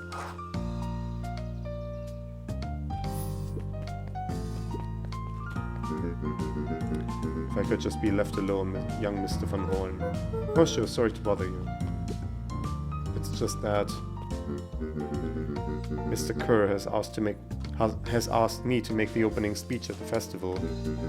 Being mayor and all, you might expect me to be a charismatic speaker. The truth is, I'm terribly nervous. I really don't think I'm cut out for this sort of thing. Cut out for being mayor? For public speaking? Both, I suppose. I never really chose any of this. It's more of a duty to my family. For our legacy. It sounds like a heavy burden. As for the festival, just speak from my heart. I'm sure it'll be great. I feel like he's being set up as a kind of character that will be... That will have a heartful moment at the end and come out to save our heroes. After being just a useless rag all the time. I feel like that's what they might be setting up here. Luca squinted at the faded photo of him and his mom at the memories of that day came flooding back. Oh. That's Miss... Can we talk to anyone? There's just so many people around here. But we can only talk to her. I'm ready to help, Mama. Alright, little buggeroo. It's up to us to feed these folks while Miss Fratelli is away. I've got to deal with the inventory before I can start cooking. Do you think you can handle taking some orders in the meantime? Yes, Mama. Oh boy. Hey, Roxy, Luca, I'm helping. Hopefully your work ethic will rub off on Rolo. What can I get you? Not really feeling like a burger. How about a chicken sandwich with bacon? Oh no. Oh no, should I be writing this down? Hold on, we got this. We got this.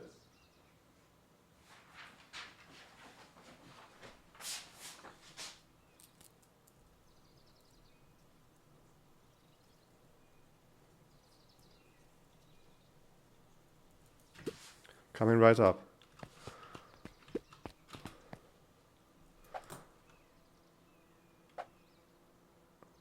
You what now?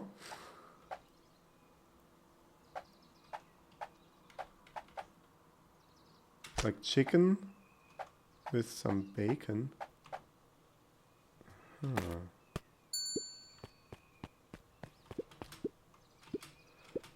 I call it the love me tenders. Nice. Aren't you a little young to be waiting tables? Just stepping out. My father had me hustling when I was your age as well. Father always says children are to be sails, pulling a family ever forward. That doesn't sound very fun. There's plenty of time for fun. For instance, father and I always make time to have lunch together once a month. Luca glanced at the empty seat across from Gus. Should I come back? Oh no, it turns out father was too busy to have lunch today. I'll just go ahead and eat alone. Silver lining is, without him around, I can have my usual. A nice stack of cold cuts topped with a pile of sloppy chili. Wait, what is cold cuts? I don't know what that is. But I'm guessing all shall be revealed. It's not as terrible as I... Oh, chill. Okay, okay. I see. And also chill is the chili. I see. Like so. Cold cuts with steaming hot chili on top. I call it the hot and cold. But that was the chill thing that had the oh, because chill and chili. Okay, okay. Gadzooks, they shrunk the waitstaff. Jeff slapped the table and gave Luca a toothy grin. Oh, that name was mentioned somewhere several chapters ago, and I don't remember in which context. How's your pups doing? He's been pretty busy these days. I know the feeling.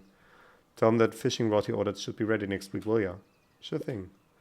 Been in the mood for something sweet. You got a burger that can satisfy a sweet tooth? A sweet burger? Yeah, and top it off with some grilled cactus. The heart wants what it wants. I saw these ingredients. We're gonna make this. We're gonna do indulgent and succulent. That's gotta be terrible to eat. Like the cactus still has all the prickly things. What are they called? The sweet and stabby. Oh, that's a burger with bite. Looks like we're missing a few things. Why don't you run out and grab some more ingredients? Okay, I'll be back. Okay.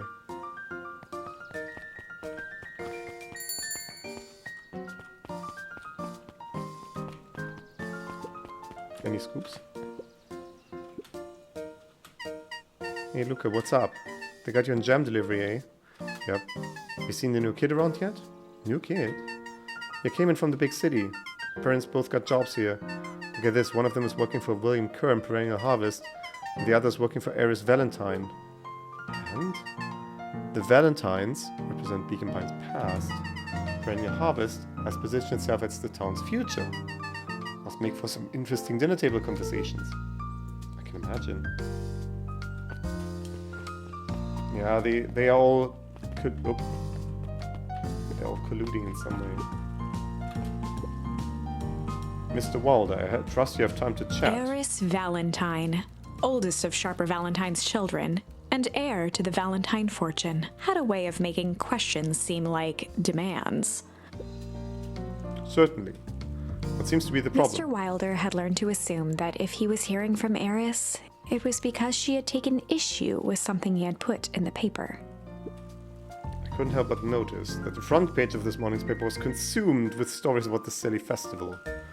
Well, yes, that's the news of the day. But there was no mention of the museum, nor the foundation through which it was endowed. Sorry, Miss Valentine, my readers are more so interested in this town's future rather than any one family in particular. There was a time, Miss Wilder, when the goings-on of my family was the only thing this town cared about. Well, things change, ma'am. You know, change is so dangerous. If you finish that thought, I will make that monocle a permanent fixture of your anatomy. My apologies. Good day, Miss Valentine. Did I give you the impression that this conversation was finished? Mr. Wilder averted his gaze and began to polish his monocle. Well, good day, Mr. Wilder.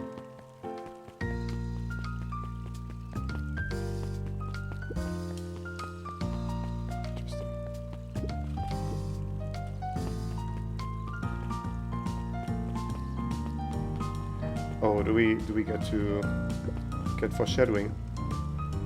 Anger from the past, mistakes not yet made, and a glimmering hope for the future. He carried them all in equal parts everywhere he went. Oh heavens, what a burden to bear. Very good. No, Tolliver was at some sort of shop, wasn't he?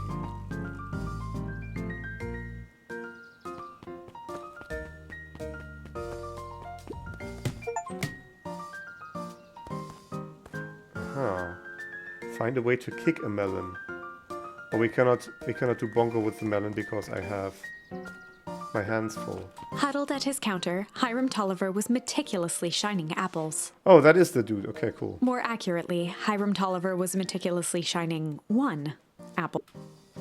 Hello? With a yelp, Mr. Tolliver fumbled the apple, flailing at the air as it fell. Oh, sorry. No bother, no He bother. leaned forward and lowered his voice. See, you have something for me. Yeah, Gran had some jam I'm supposed to give He you. leaned in a bit further. Jam? Yeah, these ones on top. She wrote her name on Mr. them. Tolliver leaned back, speaking loud enough for anyone to hear. Ah, yes, the jam. Thank you so much for delivering this jam to He me. reached forward and snapped up the jars of jam, giving Luca a little wink. I shall put it on my store shelves, post haste. Okay, I should finish my deliveries. Of course, of He course. leaned in for a final whisper. Of course.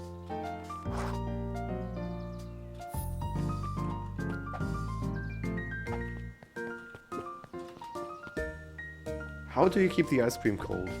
We keep them on ice. Where do you get the ice from? I don't know, somewhere cold. How do they keep somewhere cold? Cold. Look, Bert, do you want some ice cream or not? No, I'm good. Does it show the same thing if we go into the History Museum? Okay, yeah.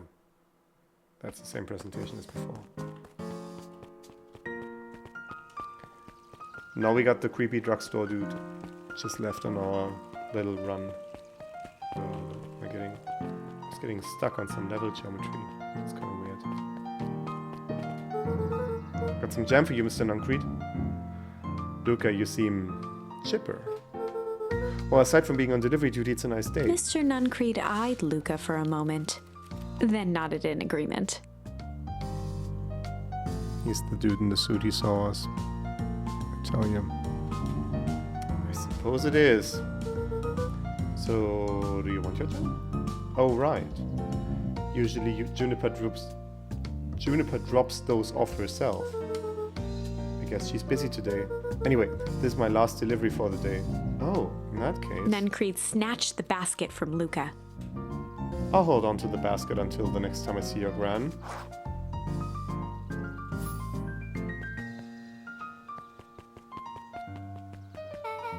Hey you! Anchovies or pineapple? Well, don't think. Just answer. Pineapple. Why? How old are you? 12. Perfect, follow me. Who are you? Anyone ever tell you you ask too many questions? Just try to keep up, okay? What just happened? What?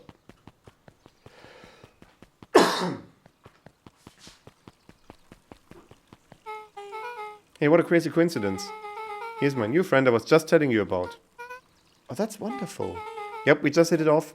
Oh, really? Get this, his favorite pizza topping in the whole world is pineapple.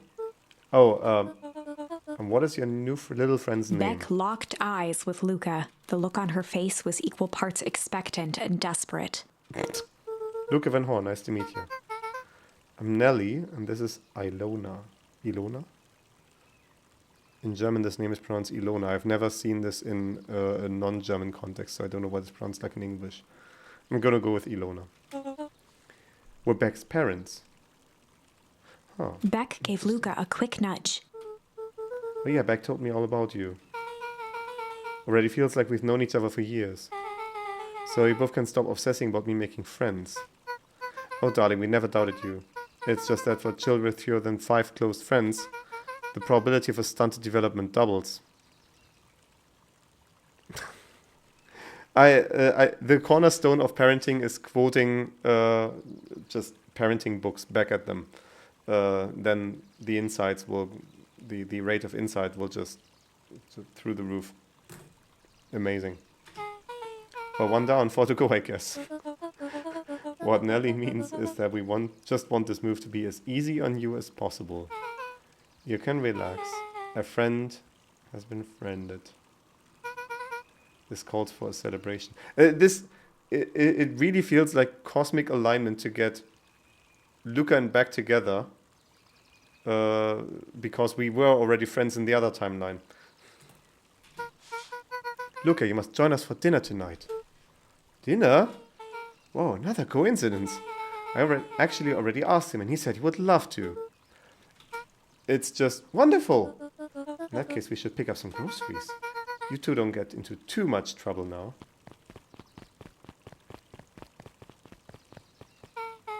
Oh, I can't believe that worked. Thanks a ton. You're welcome? I owe you one. My moms are great and all, but they can be a bit much sometimes. Our house is the little cottage next to that big mansion place. I have certainly seen that place. I took notice of it in another timeline. Wait, you live on the Valentine estate? Yeah, that's a spot. Meet me by the big creepy gate. Big creepy gate. Don't be late. Oh, I'm back to square one on this whole friend grift. Great, see you there. But that means we need to be done with Rollo. Wait, do we? Hold on. Pause. Okay, that's our main objective now. We are not going to go to Rollo. The Rollo thing was a tonight thing, so it might be after dinner. Oh, it's Jeff. Oh, he's much older right now, which makes sense because we're not in a memory from times long gone past. Good morning, Jeff. What's so good about it? Another day further down the tubes, if you ask me. Come on now, it's not all bad. Festival is coming up. The festival. Old man Valentine used to put on cockamamie shindigs all the time. Where did that get us? Well, it's perennial harvest putting on this one. They're doing it for the whole town. As far as I see it, the difference between the old Valentine company and this new perennial harvest outfit... Jeff dug through his pockets for a bit. It's the difference between this empty soup can and this brown banana.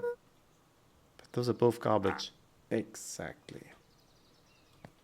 Cool. Can we do a talk? Ricardo. Good afternoon, Luca. Can I help you find something? Maybe, maybe not. Try me. Well, there's been some weird stuff going on at the old Valentine warehouse. Can't say I know anything about the old warehouse, but empty hives don't stay empty for long. Huh? Kato motioned to the book in front of him. The more I read about bees, the more similarities I see with people. If a hive collapses and fails, it doesn't stay empty for long. The new queen will set up shop pretty quickly. So you're saying it would make sense for someone new to start using the warehouse. Nature abhors a vacuum. Hey Jace. Hey Luca. Have you seen this new issue of Hank Atomic? Not yet. No spoilers, please. It's awesome. It's a flashback. No spoilers, please. We get to see how mild-mannered Henry Adams become Hank Atomic, man of space justice. Jeez. No spoilers. Oh, sorry. My point is you're gonna love it. Alright, Jace. Catch you later. Roger that, Space Cadet.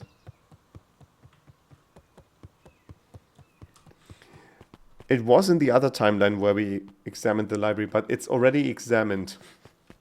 So some things carry over. I mean, obviously that's like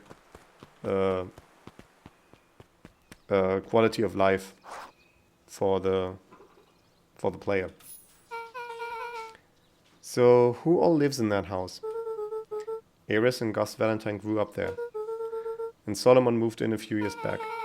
The creepy little kid in the vest? That sounds like the one. So just 3 people live in that huge thing. But a bunch of shady stuff happens all the time in a place like that. Not really. The Valentines pretty much keep to themselves. So it's empty and boring? Pretty much. What a waste. My mom says that it used to be way busier back before Sharper died. Before the foul harvest. Oh, that's like the 5th time someone mentioned this foul harvest thing. Use all that same ominous tone. Eventually you're going to have to explain to me how that harvest got all fouled up. And we can't keep my parents waiting anymore this way. I have been made the party member.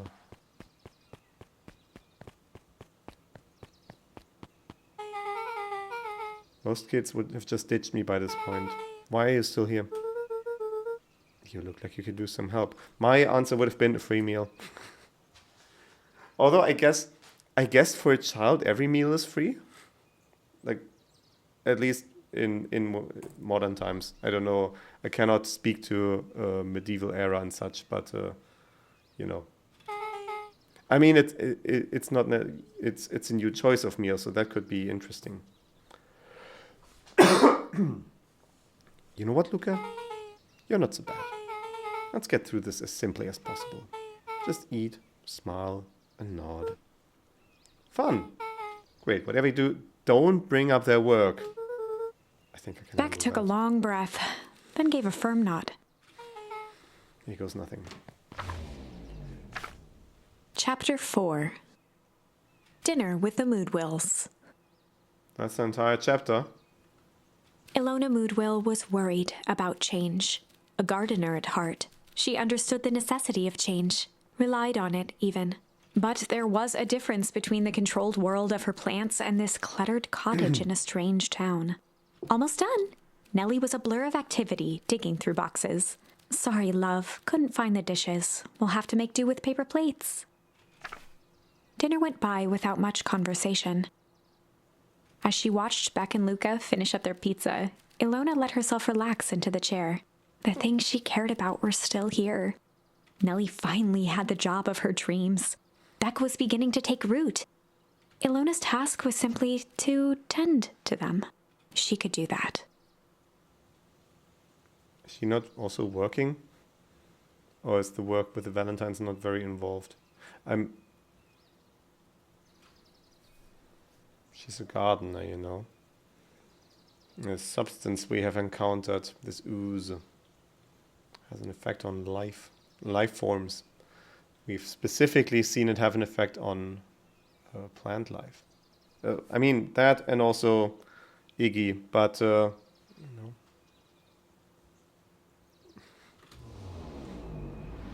We'll just have to wait and see. So, Luca, tell us a bit about yourself. Where do you live? Oh, I live with my grandma, over on the other side of the river. Your grandma? Where are your parents at? Beck. Manners. It's alright. My dad passed away in an accident at the fertilizer plant 6 years back. Oh dear. My mom's been missing for a few months now. Like missing? Luca's eyes were fixed to his plate, pushing a chunk of pineapple around with his finger. Nellie was the one who eventually broke the silence. Look, how did you like the pizza? Oh, it was good. Very good. Normally we'd have put more effort into dinner. Ilona nervously gestured toward the boxes. I'm fully settled in, and Beck has mentioned that it's your favorite. I'm sorry, are we just skipping the part where he said his mom was missing? Beck! I'm sorry, Luca, this move has us all a little tired. Luca wiped his face with his sleeve. No, it's fine. So Beck said that you moved here for work. Beck gave Luca a swift kick under the table. Ow! I mean, what brought you to Beacon Pines? Oh, I'm peeking again, sorry. I don't know what's up with my levels today. I noticed that when I was editing the Hyperlight Drifter VODs that I was peeking a few times, and today, like, I've been trying to get more distance between myself and the mic, and yet, like, this is not peaking right now, but I can see it flashing every once in a while. I mean, What brought you to Beacon Pines? Oh, you were right the first time. We're here for work. Nelly won't tell you this, but she's a brilliant chemist. Chemist? I don't know about brilliant, but I do love it. She's brilliant. Perennial Harvest just made her their newest lead researcher of deep engineering. We don't know that's a significant thing in this timeline. She makes it sound more impressive than it is. I'm just happy that I get to make a difference in the world. Perennial Harvest is at the forefront of evolving agriculture into something more useful than sprinkling water and excrement on the ground. Luca glanced over to Beck. I mean, she seemed to be holding her breath. That seems a bit reductive of how agriculture works these days. I mean, that's probably reductive of how agriculture worked 3,000 years ago. But whatever. What Nelly means, Luca, is that there are different ways to grow plants. Yes, some people talk to their plants and hope for the best. And some people happily leave their job to allow a loved one to pursue their dream. You swore you didn't. Beck slammed her fist into the table, perhaps harder than she intended. Hey, Luca, how about some dessert? I actually have to meet my friend Luca Rolo glanced soon. outside to gauge the time. The sky was darker than he expected, filled with ominous clouds. Looks like there's a storm brewing. We should get going. Oh, I didn't think there was any rain in the almanac. Yeah, almanacs aren't that useful around Luca here. wiped his mouth one last time with his napkin and started to get up. Thank you for all the pizza. It really was good. See you at the festival, Beck.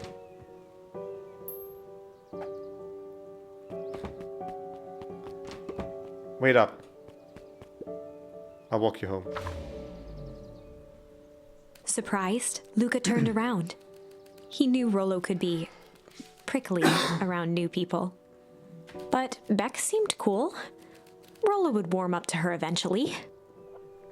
Yes, let's introduce this new person by talking about the ominous things that happened to us last night. That's just how you get a conversation going, really. Probably. Luca began to respond, but the sky answered for him as the clouds above began to rumble or break. I'll just go with rumble. Luca began to respond, but the sky answered for him as the clouds above began to rumble with ominous thunder.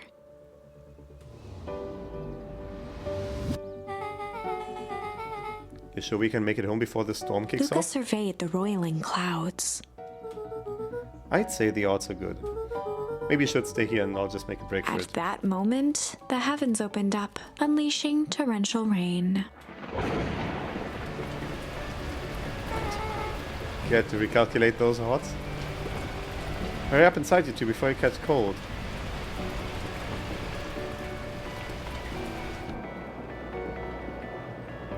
Okay, so in this timeline we're not talking to Rolo this evening. That could be... That'll certainly be impactful. Luca and Nelly will try to keep Richard Gran on the phone. In the meantime, you two hold tight. Sorry, not much to do up here. Most of my stuff is still in the boxes. Mind if I poke around? Be my guest. Luca squinted into the eye hole of the microscope. This looks wild. What is it? Gum. Gum? Luca adjusted the slide with his fingers to get a better look. I'm tracking the structural integrity of gum with increasing amounts of chewing. Oh, she really is a science girl. Chewed that one for 47 days. Luca wiped his hand off on his sweater and gave a nervous laugh. It's weird, I know. Beck looked down, timidly tapping the ladder with her feet. Think it's weird, don't you? A little. But weird can be cool.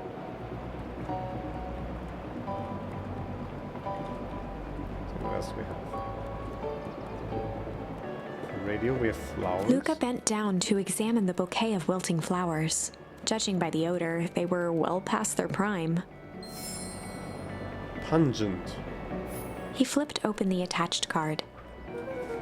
Happy trails from Coach Walker and all the Fairview condos. Oh, that was her sports team at the old place? Boy, you weren't kidding about poking around, eh? Oh, sorry, was this from my old school? Most recent one, yeah. Some schools gave me going away cards. Some did flowers. When they're really trying to feel good about themselves, they do both. So you've moved a lot. Yeah, that's the thing with having a brilliant parent. There's always a better job somewhere else. These flowers would last longer if you put them in some water. That's the sort of thing I would do if I cared. Well, you cared enough to keep them is all. Oh wow. Lolo and I have a radio just like this at the treehouse. Probably not exactly like this one. My mom and I tore the whole thing down to the bolts. Fitted it with some state-of-the-art vacuum tubes. She seems pretty awesome. She gets carried away sometimes. I think she feels guilty for working too much. So when she does have time for me, she showers me with high-tech overcompensation. Luca flicked at one of the toggles. Bet you can get all sorts of stations on this. Not out here in the boonies. You wouldn't believe the stuff I could pick up back in the city. But around here it's all farm reports and static. Oh, shucks. Luca, can I ask you something? Of course. Dang, didn't that hurt? I'll be honest. That hurt more than I expected. I mean, if they're a cat, they always land on their feet and it's always fine, right? Well, at least you look cool doing it. Beck took a moment to watch the rivulets of water running down the window. Do you ever feel alone? Like even when people are around? Rolo can be pretty absent-minded sometimes. I'm serious. Does it ever feel like your family doesn't care what you want? To which I'm gonna respond, which family? Didn't used to feel that way. I know Gran loves me, but sometimes when she looks at me, it's like she's looking at a problem. Luca took a deep breath, exhaling slowly. I know the feeling. How do you deal with that? Guess I haven't yet. But one thing my dad told me when I was little, don't hold a grudge. Especially against yourself. If you try to hold it all in, you're gonna pop. So then what do you do when you don't know what to do? Dad never got to that part. I was incidentally, I was watching some other stuff before this stream that played into the same thing of if you want to improve, like, it's okay to have a grudge at yourself, but then you need to redirect it into something actionable, right? Like actually change something about yourself. And then it's also okay to let go of the grudge when the emotion is past its point of usefulness. Like when you like the way that if you experience fear, it's because there's a particular situation that your instincts want you to avoid, and once that situation has been averted, then it's okay to let the fear pass. And same with grudges, really. Make an improvement, do something about it, maybe talk about someone to it, and then move past the grudge. Something I figured out on my own, though. Gotta do something, anything, see? Luca's got it figured out. It's way more mature than his statue would make you believe. Here. What are you doing? I don't know, something. Gonna register our complaints with the storm. Listen here, you little miserable universe. Stop jerking me around. I just want things to go back to the way they were. Everyone tells me it's gonna be alright. That things are gonna change. Luca let out a feral scream that echoed into the night. Every time something changes, everything gets worse. Screw this town. Oh, let me try. Moving sucks. I hate it. I hate that I hate it. Why can't I just deal with him, be happy for my mom? Why can't we just stay somewhere? Her voice dropped to a trembling whisper. I just want to be a normal kid. Beck brushed off her shirt and straightened up. There. Oh, I actually feel a little better. As abruptly as it began, the storm abated. Thanks. I needed that. Me too. Should head out before the rain starts up again. Sure, I'll walk you out. See you in Rodo at the festival? Sounds good. Luca, don't let the universe jerk you around. Beck gave Luca a light thump on the arm before heading in. Chapter 5. Friendly Feud. The air was heavy with the hard rain's residue. The smell of wet things. Despite his dreary surroundings, Luca felt at peace. He'd never shared those details about his dad with anyone, not even Rollo. But it's not like this changed anything. Rollo was still his best friend. Adding Beck to the group would help balance things out. Everything's better in threes. This is what Luca told himself as he headed to the treehouse.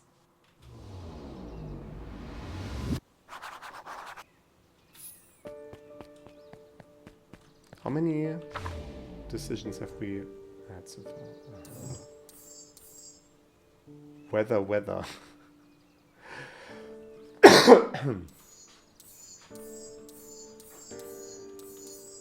So this branch still seems pretty well explored. Interesting. Oh, it's Dawn. What's she up to? Hey Dawn, tracking down a lead? You bet. I heard a juicy new rumor. Turns out when Sharper Valentine died, he left behind a peculiar last will and testament. Peculiar? How? He didn't just give his kids an inheritance, there were conditions. Like what? The document stipulated that Eris had to take on a child as a ward. A kid our age who just showed up in town one night with a lawyer.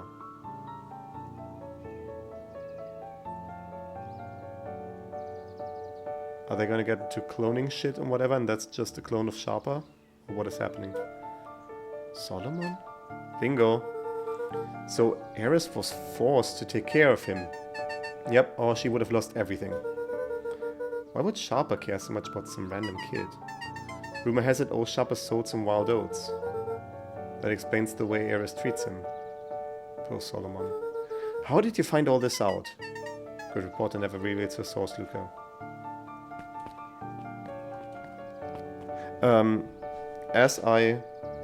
As we go on, I will just look up something in the meantime. I want to know how long this game actually takes, because I'm remembering something on the order of 5 hours. And the thing is, I'm actually interested in going further today. I don't have...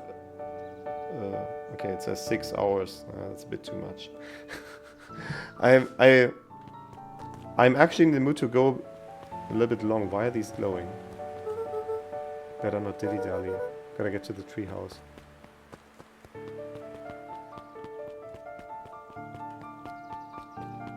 They're gonna make us walk all the way there, so it seems to be significant in some way. Can I go off somewhere else? I can, but it's not... Okay, no, it's still the same thing.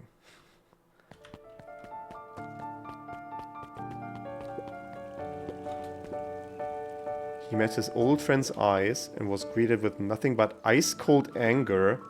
Heavens, this is no time for fractured friendships. Is he gonna be pissed that we came so late? Excuse me, what are you doing? Just locking up for the night, sir. Oh, wonderful. I can only assume this means our festival preparations have been completed ahead of schedule. Not exactly, sir. The storm set us back a bit and it's getting late, so we all decided to... You all decided? Yes, sir. I was unaware that your job involved deciding things. We're all here at Preventing the Harvest because we believe in creating a better future, yes? Oh, by the way, right? I'm just realizing we already had weird clones in the other ending, so... Yes, sir, very much, sir. Do you want to be the one to tell this town that we failed them? No. That we gave up because there was a little rainstorm, we all got sleepy? Of course not, sir. Good, then it's decided. Yes, sir, we'll work till the task is done. See that you do. Our harvest awaits. Yeah, see, the logo of this company looks very similar to what we saw in the from the fun thing over here.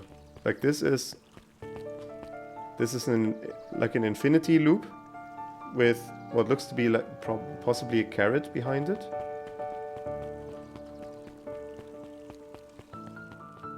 We saw the logo here at the end of the video, which it's not going to take that long. I want to see it. We all know Beacon Pines is a great town. What you may not know is great towns grow from mighty roots. And that is why you cannot tell the story of Beacon Pines without telling the story of one Shopper Valentine. Young Shopper's keen intellect and strong moral fiber led to a grand vision. He has a resemblance to Community Solomon. dedicated to a better tomorrow. So I'm gonna put my money on cloning for now. A better tomorrow is within our grasp, but it requires a singular mind to harness it. Lucky for us, he decided to grow that vision here, in Beacon Pines. And how does one grow a better tomorrow? With fertilizer, of course. Valentine's Fertilizer Company became the lifeblood of a town yearning for purpose. But then tragedy struck, a scientific experiment gone wrong. An accident which took Shopper away from us far too soon. To this day, we struggle to pick up the pieces. But one foul harvest isn't enough to stop the people of Beacon Pines. The spirit of Shopper Valentine lives on. It lives in the hearts of everyone with a dream. That's the Perennial Harvest logo. Together, we will follow his example and grow a bountiful future. Paid for by the Valentine family and the Valentine Fertilizer Company Remembrance Fund. That's just the same logo. So they are connected, clearly. That wouldn't just be a coinky-dink. It's not exactly the same. It's like flip, whatever. But it's substantially identical. Rolo, are you still up there? I'm sorry, Rolo isn't accepting visitors at the moment. Come back never. Luca had only ever heard him speak in this stiff yet gentle tone a few times, and it always meant one thing. You're upset. Oh, what makes you say that? Maybe because my best friend abandoned me for no reason? I didn't abandon you, I'm just a little late. Rolo scoffed. The rain held me up. Liar! You weren't even home. What? The storm got bad and I got worried, so I went looking for you. Imagine my surprise when I made it to your house and you weren't there. I hadn't made it back yet. Not a fool, Luca. It doesn't take all day to deliver some jam. No, That storm rolled in out of nowhere and I got stuck after dinner at Beck's Luca house. stumbled on his words, knowing he'd said too much. Beck? Dinner? What the heck is a Beck? She's a new kid in town. She's actually kind of cool. You'd like her. She needed help convincing her parents that she'd made new friends. New friends? I spent all day waiting for you, and you were off making new friends? It's not like that, Rolo. You know, while I was waiting, I made some upgrades to mission control. I was gonna be a surprise, but you took so long, the storm knocked it all down. Just like you knocked down our friendship. What does that even mean? Luca became instinctively angry in response. Both boys were now shouting across the distance. I'm certainly not going to be shouting because, you know, it means you're a bad friend. You don't care about me. Of course I care, you ass. I knew I'd get in trouble waiting so late for you, but I kept my word, because that's what friends do. Oh, what a noble sacrifice you made. Easy for you to say. Your grand doesn't even care. You can stay out as long as you want, and you would even get in trouble. Seriously? You're acting like I chose this? If that's what you think, then maybe you're the bad friend. Rolo's tone changed to a calm, yet more intense anger. Was Luca lampshading the fact that I'm controlling the story? At least at the turning points? Maybe Pa's right. Storms bring more than water. This one brought out the real Luca. Stop quoting your past nonsense like it means anything. Yeah, well, at least my past still around. The words hung in the cold night air. What the shit? Rolo's stomach dropped, knowing he'd crossed a line. Yeah, absolutely he did. But it was too late. Luca, good night, Rolo. Dang it. Now that's one way to catch up.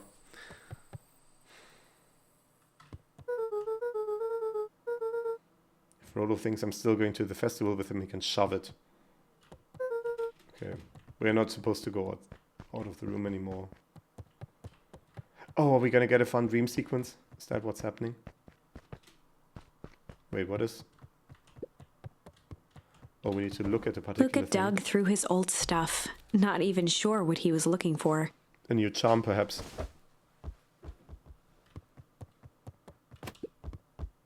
Rodo. What a jerk.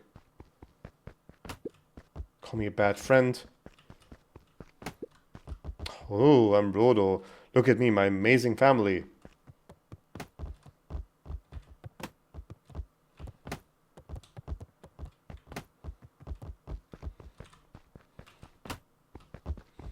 Am I supposed to be hitting this somewhere in particular? I feel like I don't have enough control over the trajectory of the ball to actually do anything of the sort. Like I'm... Oh, could we line up a shot to get it out of the room? No.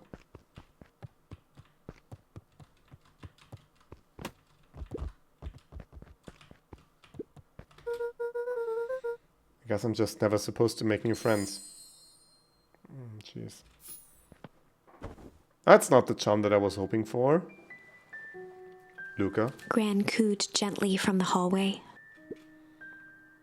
you slept straight through breakfast. Luca, are you alright? I'm fine. Just don't feel like getting up yet. Okay, I'll leave this oatmeal by the door. I've got to run out and take care of some things. Okay. I'll be back later to check in. Sure. Luca just wanted to be alone. He waited to hear the sound of the front door closing.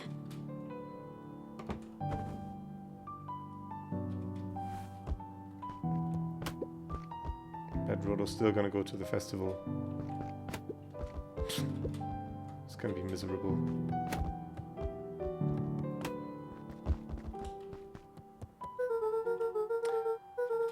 Okay. Do we need to finish whatever dialogue comes out of this ball? Or is there another prompt that I can do inside the room here? Because if there is, I don't think I'm finding it. Oh, Luca dozed off again. I see. Luca. I see you didn't eat your oatmeal. Wasn't hungry.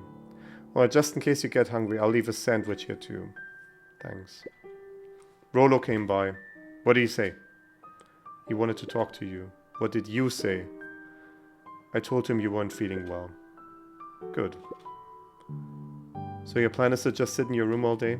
Pretty much. Well, I need to pop away again for a minute. If you decide to end your pity party and go outside, I think it'd do you some good. Noted. Luca still couldn't bring himself to go out. Besides, if he ran into Rollo, he'd have to actually confront the situation. Yes, and we have learned before that it's better to hold grudges. There's never anything interesting at a festival anyway. But... Oh, we need to shoot the ball up at this. Aha. The Adventures of Hank Atomic. Of course. Complete first volume. Luca carefully opened the cover and began to read. Rollo had received it for his birthday, a special hardcover edition with behind-the-scenes commentary and bonus art. Rollo cherished it, but asked that Luca keep it at his house. Luca wasn't sure if it was because Rollo didn't trust himself with it, didn't trust his sister around it, or just wanted an excuse to come hang out at Luca's more often. Whatever the reason, Luca didn't mind. But it had stayed right there where Rollo had stashed it ever since. Now, at the foot of his bed, Luca lost himself in the pages. He'd read it all before, but at this moment, it somehow felt sentimental. Is he reading it in the way that he's currently standing in front of the bed while the book is opened up on the bed? I can respect that. He was well into issue number 5 when he heard soft footsteps from the hallway. It's kind of the way that I'm currently standing at my desk, but with his stature, the bed would be around this height. Like the way it's, I can see it there. Obviously he has like cartoonish proportions with the head being as big as the entire body, but you know. So it's actually kind of like my notes that I'm reading down here from that diner sequence. Luca, another little friend came to see you. Girl named Beck Modewell. She said you met yesterday? What did she say? Is she here? She was just dropping by. I told her you weren't taking visitors today. Oh. She seems nice. Yeah. You had a fight with Rolo, didn't you? Can I come in? Maybe later. Alright then. I'll leave dinner on the kitchen table, in case you want to bite before Without bedtime. realizing it, Luca had pouted away the entire afternoon. Yeah, I'm absolutely surprised that she's giving him that much space. Like, I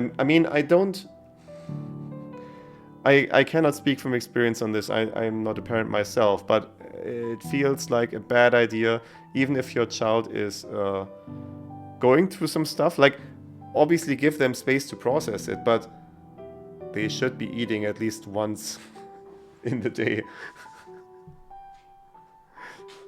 I just came out of a sickness where I actually truly didn't eat anything for 2 days. I only forced myself to drink water because that's really important.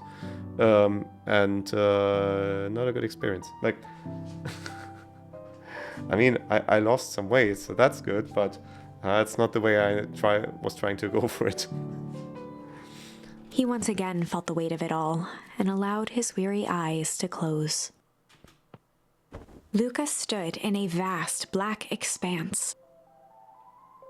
He looked up at his father standing beside him. Walt was working a straw at the bottom of a fountain glass, trying to collect the last bits of milkshake. Dad, where are we? You should be asking, when are we? Taking a final loud gurgling sip, his father peered up from the glass. He jangled the straw playfully with a warm smile, then lifted the empty glass as if to point into the darkness. The source. The source? Luca's eyes followed his father's gesture. In an instant, he was sitting in front of a blazing campfire. Across from him sat a large figure in a yellow hazmat suit. The figure's voice was a scratchy echo. Well, if it isn't the man of the hour, make yourself comfortable. Luca held his shivering hands over the flame to warm himself. It doesn't work that way here. Their yellow-gloved hand pointed to the base of the flame. It's a cold flame, see? Luca peered at the base of the fire. It wasn't wood that was burning. It was Beacon Pines itself. Excuse me, what? Tiny buildings, freezing and crumbling as they were consumed by flame. Like our dad was freezing in the other dream. Luca could see small shadows moving in the burning city. People. Luca leapt to his feet. We've got to help them! The figure gave a dismissive wave of their hand. Why waste energy helping people who can't even help themselves? The figure bent down to examine the panicked crowd as they desperately tried to stop the flames. They only care about what's right in front of them. Not like us. Luca's voice was a trembling whisper. Us? The figure slowly stood up, grabbing its helmet with both hands. With a jolt and a twist, the suit emitted a gasp. Like, obviously, and this has been clear throughout the stream, I cannot help but draw the parallel to Night in the Woods, where, spoilers, you find out super late into the game that there's a cabal of residents trying to revitalize the city by appealing to ancient gods or whatever, or demons, something of the sort. And this feels somewhat similar, but like not in a copycat way, just in a maybe this is just the kind of story that needs to get told at this point in our current era. The story of old structures falling apart, and we're not really open to the idea of change until it's actually right in front of us. Let's keep going. A cloud of torpid mist escaped, slowly revealing the face within. Luca's own face looked back at him. older, worn, distant. The sensation was oddly familiar, as if he'd caught his own reflection by surprise in the mirror. The doppelganger smiled. I tried to help once. He gestured towards his face. And all it got me was this. Lucas staggered back. You aren't me. Well, no, he's you in the future. Luca felt a hand catch his shoulder. His father was there again, beside him. Every choice sets us on a path. This is the end of one of your paths, son. Luca watched his older self shake its head ruefully, its face twisting into a cruel grin. Welp, Dad, if you wanted him to see this, far be it from me to disappoint. Luca watched in shock as the figure took a confident step forward and plunged into the flames. In a flash of cold light, he was gone. What does all of this mean? What does all of this mean? Luca felt a reassuring squeeze on his shoulder. just remember, why we choose matters just as much as what we choose. Luca woke up to see a hazy figure at the foot of his bed, silhouetted in the morning sun. Who is it? Mom. No. No, dear. It's only Gran. Luca rubbed his eyes. The kind, concerned face of his gran came into focus. How are you feeling? Fine. Anything you want to talk about? I don't feel like talking. That's just as well. How about you sit there and listen a bit? Whatever you and Rolo thought about, doesn't matter. But Gran silenced Luca with a gentle pat on the leg. She has a weird demeanor about her. Like, leaving aside what we know about her from the other timelines, I can't place it with her. Fights between friends happen. What was said doesn't matter. The important thing is that it's not the last thing you ever say to each other. Okay, that's good advice, I guess. But he said stuff about Dad. Or do you think that he meant it? No. He was just mad. Did you mean any of the things you said to him? No. Good. One must appreciate friends in their best moments and accept them in their worst. Now get your little butt out of the bed. The festival's today. You don't want to miss that, do you? I guess not. Seems like a good opportunity to make amends with Rolo, doesn't it? Luca gave a reluctant nod. So buy him a corn dog and apologize. But he's the one that... What did I just say? Buy him a corn dog. That's a good boy. See, that's a kind of interaction that rubs me the wrong way, and I am not sure if I can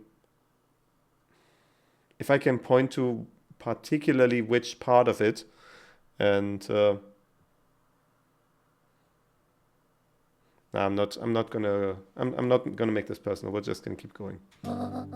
Everything's better with corn dogs. I need to get going now. I feel like I'm always pausing before a sentence that makes it seem much less weird. That provides context to her tone that is not coming through because I'm reading it. Got some last minute festival business to take care of. I'll come find you at the fountain a little after lunch. Alright. I love you, Luca. Love you too.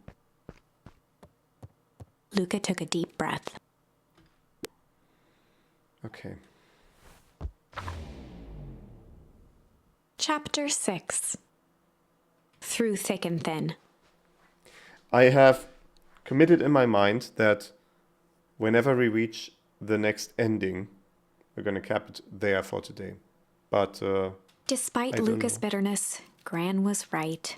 He needed to hash things out with Rolo. I don't know when that will be, so we need to see. A big fight changes the nature of a friendship. Whether, in the end, it is for the better or for the worse, all comes down to understanding. If one is not careful, the same familiarity that builds the strongest of bonds can become the wrecking ball that shatters them. Luca emerged from seclusion, taking in the crisp festival air. But the events of the day weren't on his mind. He had to find Rollo.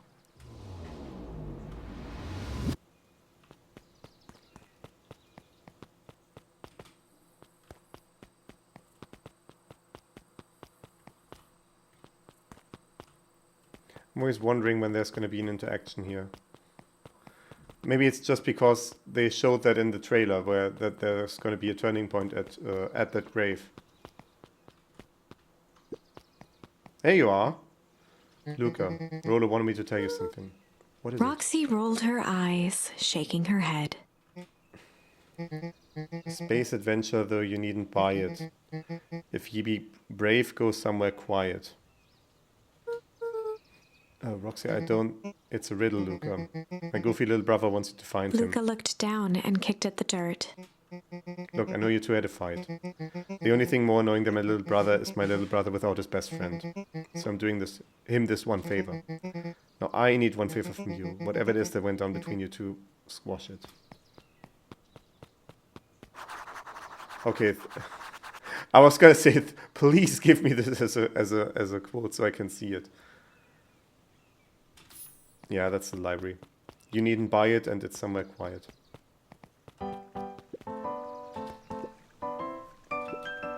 How goes the beetle hunt? Pretty rotten. Haven't seen so much as an exuviae. And it's not just the beetles. This morning I couldn't find any critters at all. It's like everything that buzzes or skitters just packed up and left. I'm sure there's somewhere. Maybe all the commotion of the festival just spooked them. Yeah, maybe that's it. Oh, we know that's not it. No, I wanna see all the dialogue. Welcome to our festival. Don't forget to come back later for Mr. Kerr's speech and the Perennial Harvest Festival sign reveal. You don't want to miss it. It's so unsettling that there's this guy and then also there's his clone over here. I don't know who Perennial Harvest thinks they're impressing with this ridiculous festival. Totally. The town's still falling apart. The weather's still cruddy. And this season's harvest looks like it's going to be worse than last year's. You said it. No amount of corporate pandering is going to change any of that. Exactly. But the lemonade at the drink stand over there does look pretty tasty. Fits.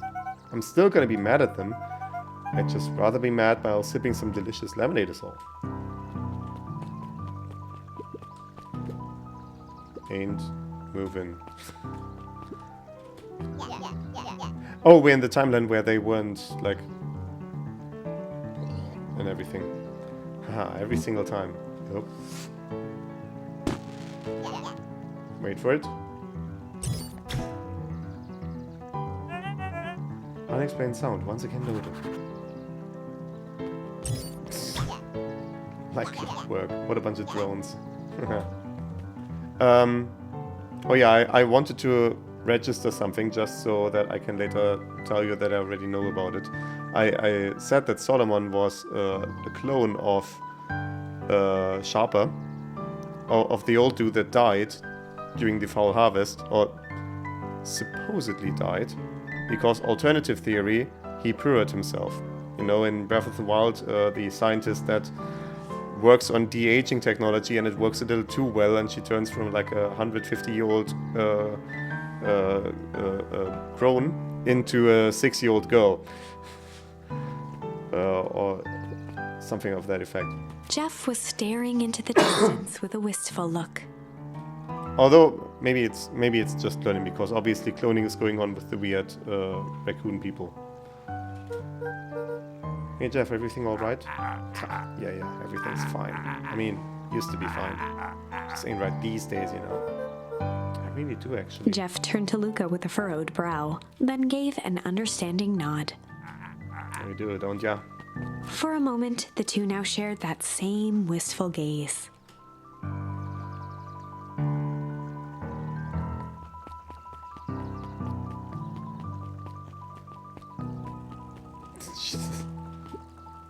A most welcoming of welcomes. Would you like to share your thoughts? We always strive to improve. Well, This is the first time I've seen this many smiling faces since the foul harvest.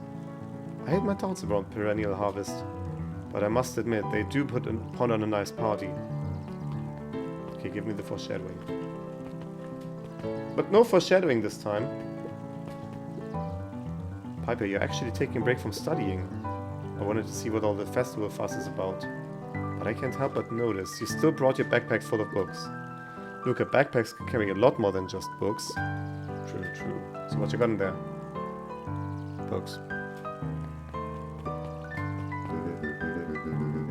I was able to return the perennial harvest safety suit you borrowed.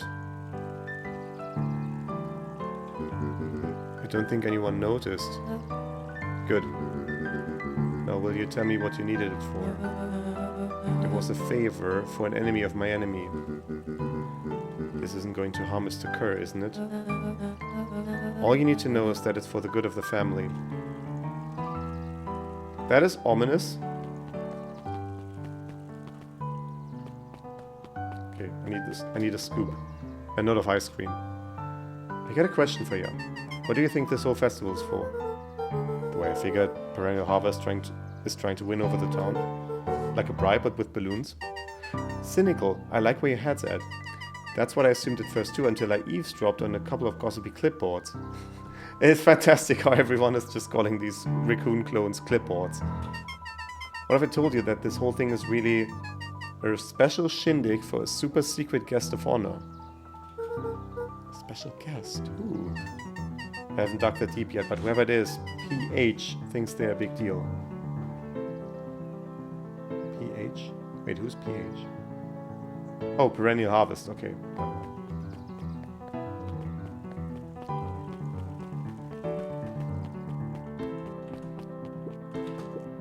Hey, Luca. So you're done at the library? Huh? Oh, nothing. Looked away suspiciously.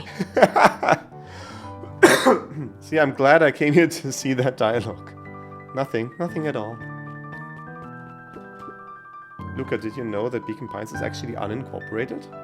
A lot of people don't know that. Oh yeah, I didn't know. What does that mean? It means most public works are handled internally. We do all the pipelines, the water treatment, building regulations. That's great. Census taking. Emergency services. Okay, we need to get out of here.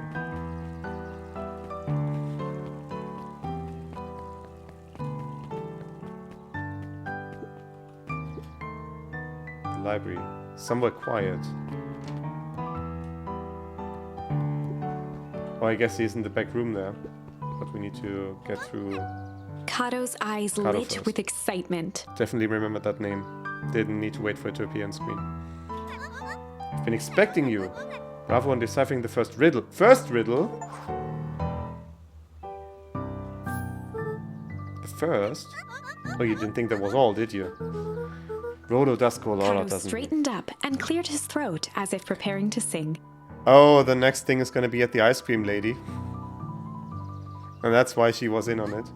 Ahem. On planet Farpole, you may take issue. When the fifth king dies, you need a tissue. Kato stared at Luca eagerly. Get it? Okay, so it's in the book that we were just reading. Want me to tell you? No, it's okay, let me figure it out.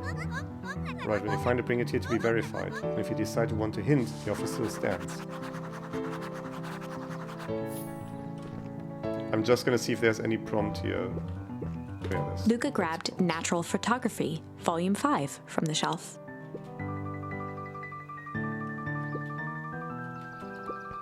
Luca grabbed The Modern Science of Atomic Radiation from the shelf. Well, this has volume 5 on it, obviously. Okay, so it's not gonna be the... Luca grabbed The Adventures of Hank Atomic, issue number 4. No, I don't want 4. Luca grabbed The Adventures of Hank Atomic, issue number 5. There we go. Ah, you Kato found it. removed his book from the desk and replaced it with Luca's, turning on the lamp. As he slid the book under the purple light, 2 words glowed. The Adventures of Hank Atomic, issue 5. Luca clicked his tongue with recognition. Rolo's cipher pen. Used to write secret messages everywhere with that. And only I had the special flashlight needed to reveal it, but I lost it. Well, apparently traded Jeff for his purple light bulb. Parted with his entire Halloween candy stash. Oh no. Now let's see here. Kato began flipping through the pages, stopping when he hit a glowing word. Ice cream?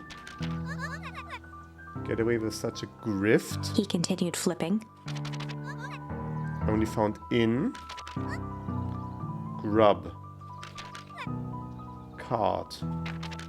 Reaching the end of the book, Kato looked up. That's it. Grift in grub cart. Griffin. Griffin's grub cart. He wants me to go to Griffin's snack stand. Ah, brilliant. I guess you're off then. Good luck on the rest of the scavenger hunt. See, I told you.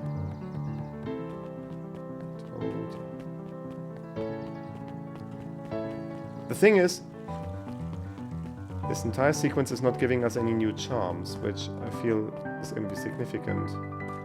It's going to be important, because we're certainly not on the final branch.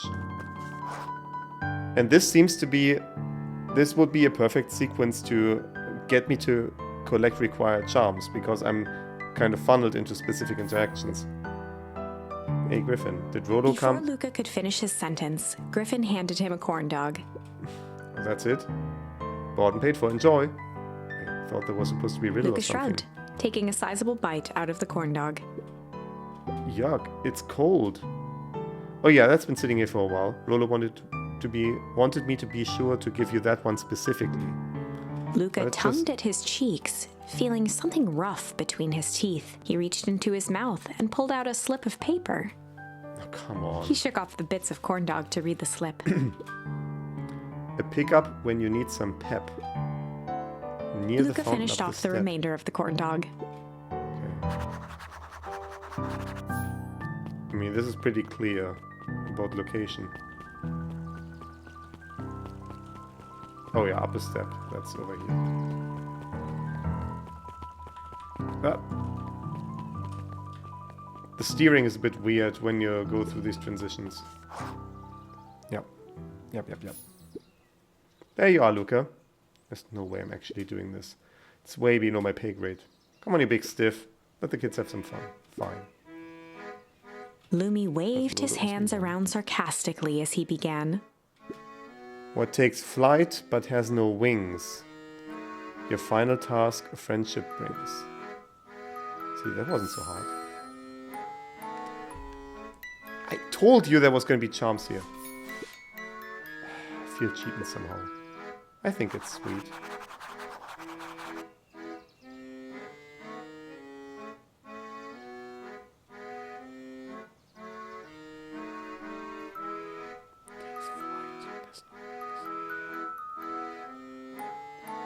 I'm thinking of the fishing pond because, right, you're throwing out the, you're casting the line, and that's a type of flight.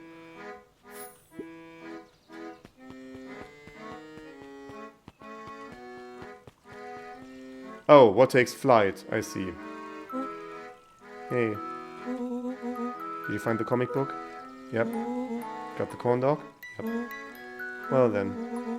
I know it doesn't make up for what I said, but here you found Rollo this. sheepishly handed Luca the balloons.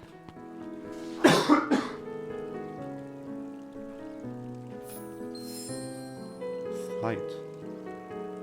Oh, flight in that sense also, huh?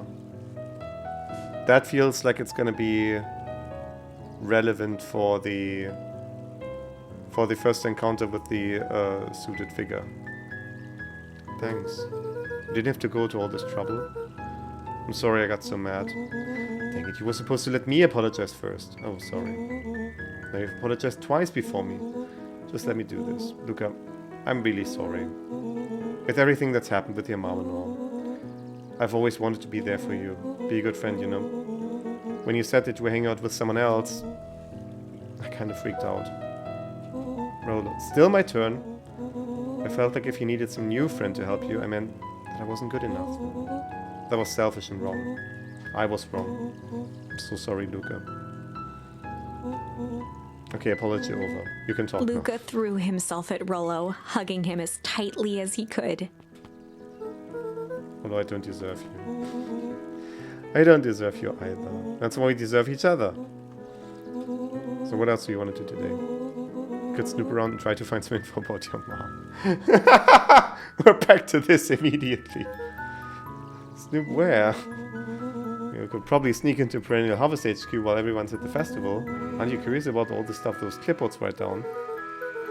What if we get caught? I think I've had enough excitement for 1 week. Let's just make the rest of the day about us. Really? Yeah, the rest of the world can wait 1 more day. You know, I have been waiting to get some work done on the MCDC at Mission Control. The aim is a bit unpredictable. That sounds perfect. Yeah, that would have been helpful like one timeline ago.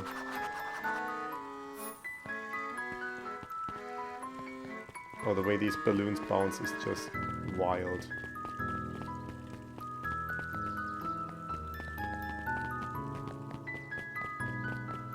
I think I've exhausted all my dialogue options, so it's fine for us to just go ahead. Oh. Oh no, that was the sign. We don't need to read the sign again. Can I do any new fishing? Can you please go over so I can interact with this prompt? Oh, we can do a lot of fishing. Pull, cling, smack, struggle, and pungent. Luca tied a small magnet to the line, fishing with the law of attraction. Okay.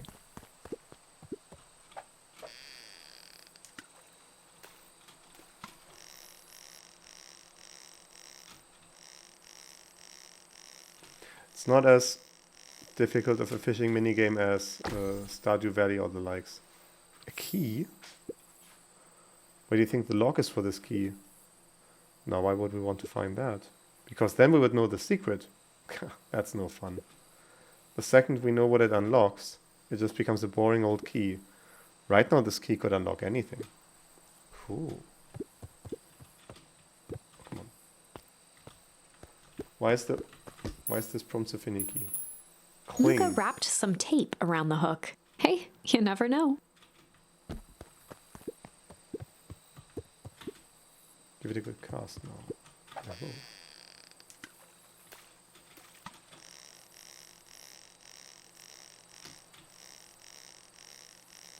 Yeah, it's really just you can't let it get entirely red.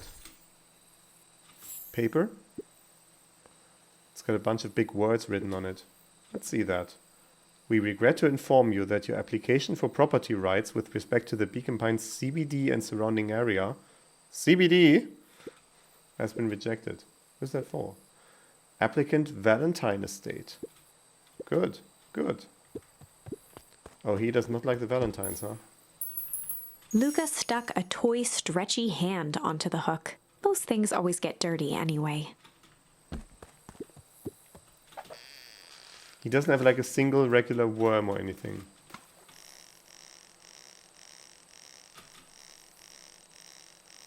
I mean, it would be weird to have a charm that just says worm. Or something to that effect. A necklace. Should we give it to Mom? She likes jewelry. That's a sweet thought, Buckaroo. But I'm not sure she'd fully appreciate a pond bracelet. Okay, it's just a bracelet. Oh, that was smack was for the hand. We have struggle. Luca placed a sinker on the line. Sometimes the best stuff is at the bottom of the pond.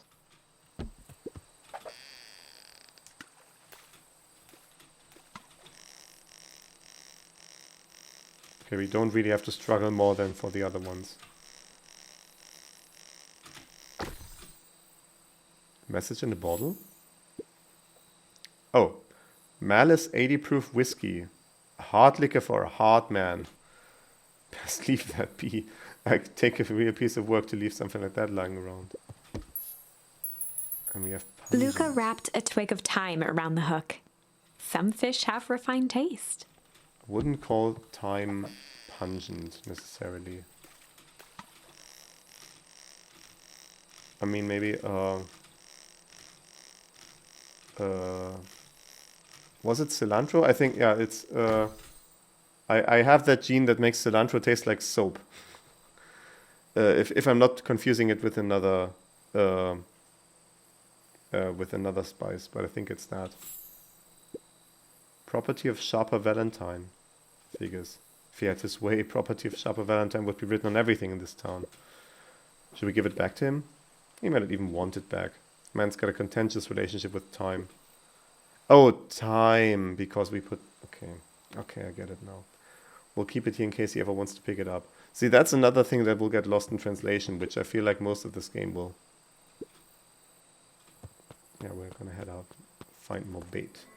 I have no idea what this actually does to find all this crap besides just lore. That's probably it. Oh, I almost forgot. I ran into your gran this morning. She asked me to give you this. Rollo handed Luca an unopened letter. I'll wait for you inside if you want to read it now. A letter? Luca, some things are going to happen that might be difficult for you to understand. If I am honest, I hardly understand them myself. But whatever happens, I need you to know that I love you. None of this is fair to you. You have already lost so much. We both have. I wish there was a simpler way forward. But if there is, I haven't thought of it. God knows I've tried. Everything I've done, I did for you. I hope someday you can accept that. Love, Gran. I mean, that's also the thing. From personal experience, as a child, you don't understand a lot of the things that the adults are doing, and there's been some things about like my own childhood that it's taken me embarrassingly long to appreciate what my parents were going for in those particular situations. I mean, I'm gonna leave it at that, but that's something I can relate to. I love you too, Luca Gran. folded the paper into his pocket and headed up the ladder. What's up with the letter? Anything you want to talk about? Maybe later. Sure, whenever you want.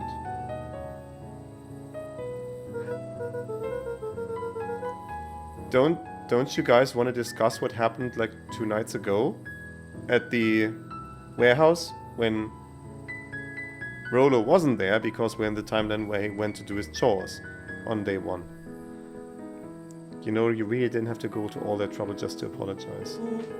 I know, but we'd been looking forward to the festival for weeks. After I ruined everything with my big mouth, this was the best way to make sure you still had a good time without me. Luca was Rollo. at a loss for words. But that was fine. Words aren't always necessary. The festival seemed nice. Was it nice? Can still go. Nah, this is fine. Well, there's always next year. Sadly, this was untrue. A distant rumble shook the treehouse. Huh? What was that? Oh man, we missed the It fireworks. was not fireworks. It was not? It was something the boys couldn't possibly comprehend. Something as old and cruel as time itself.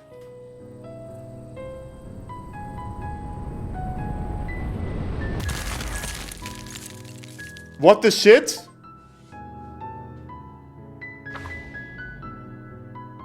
A shockwave of cold tore through the room.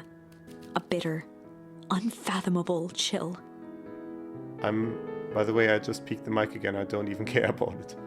That was the appropriate level. What the heck was this? What the fuck? Obviously, this has been foreshadowed, but...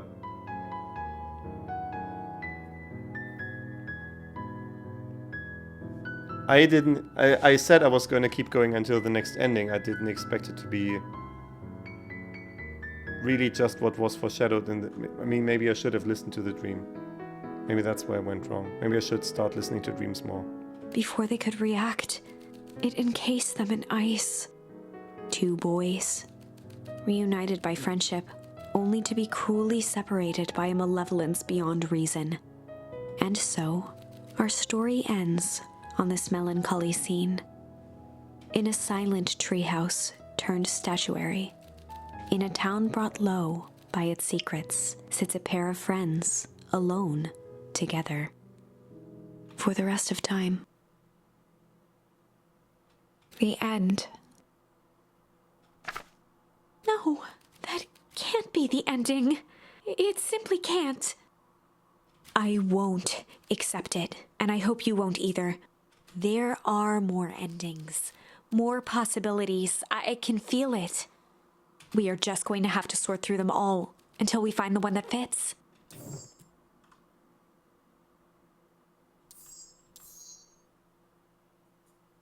Yeah, the clouds can break. That's something that we haven't done yet.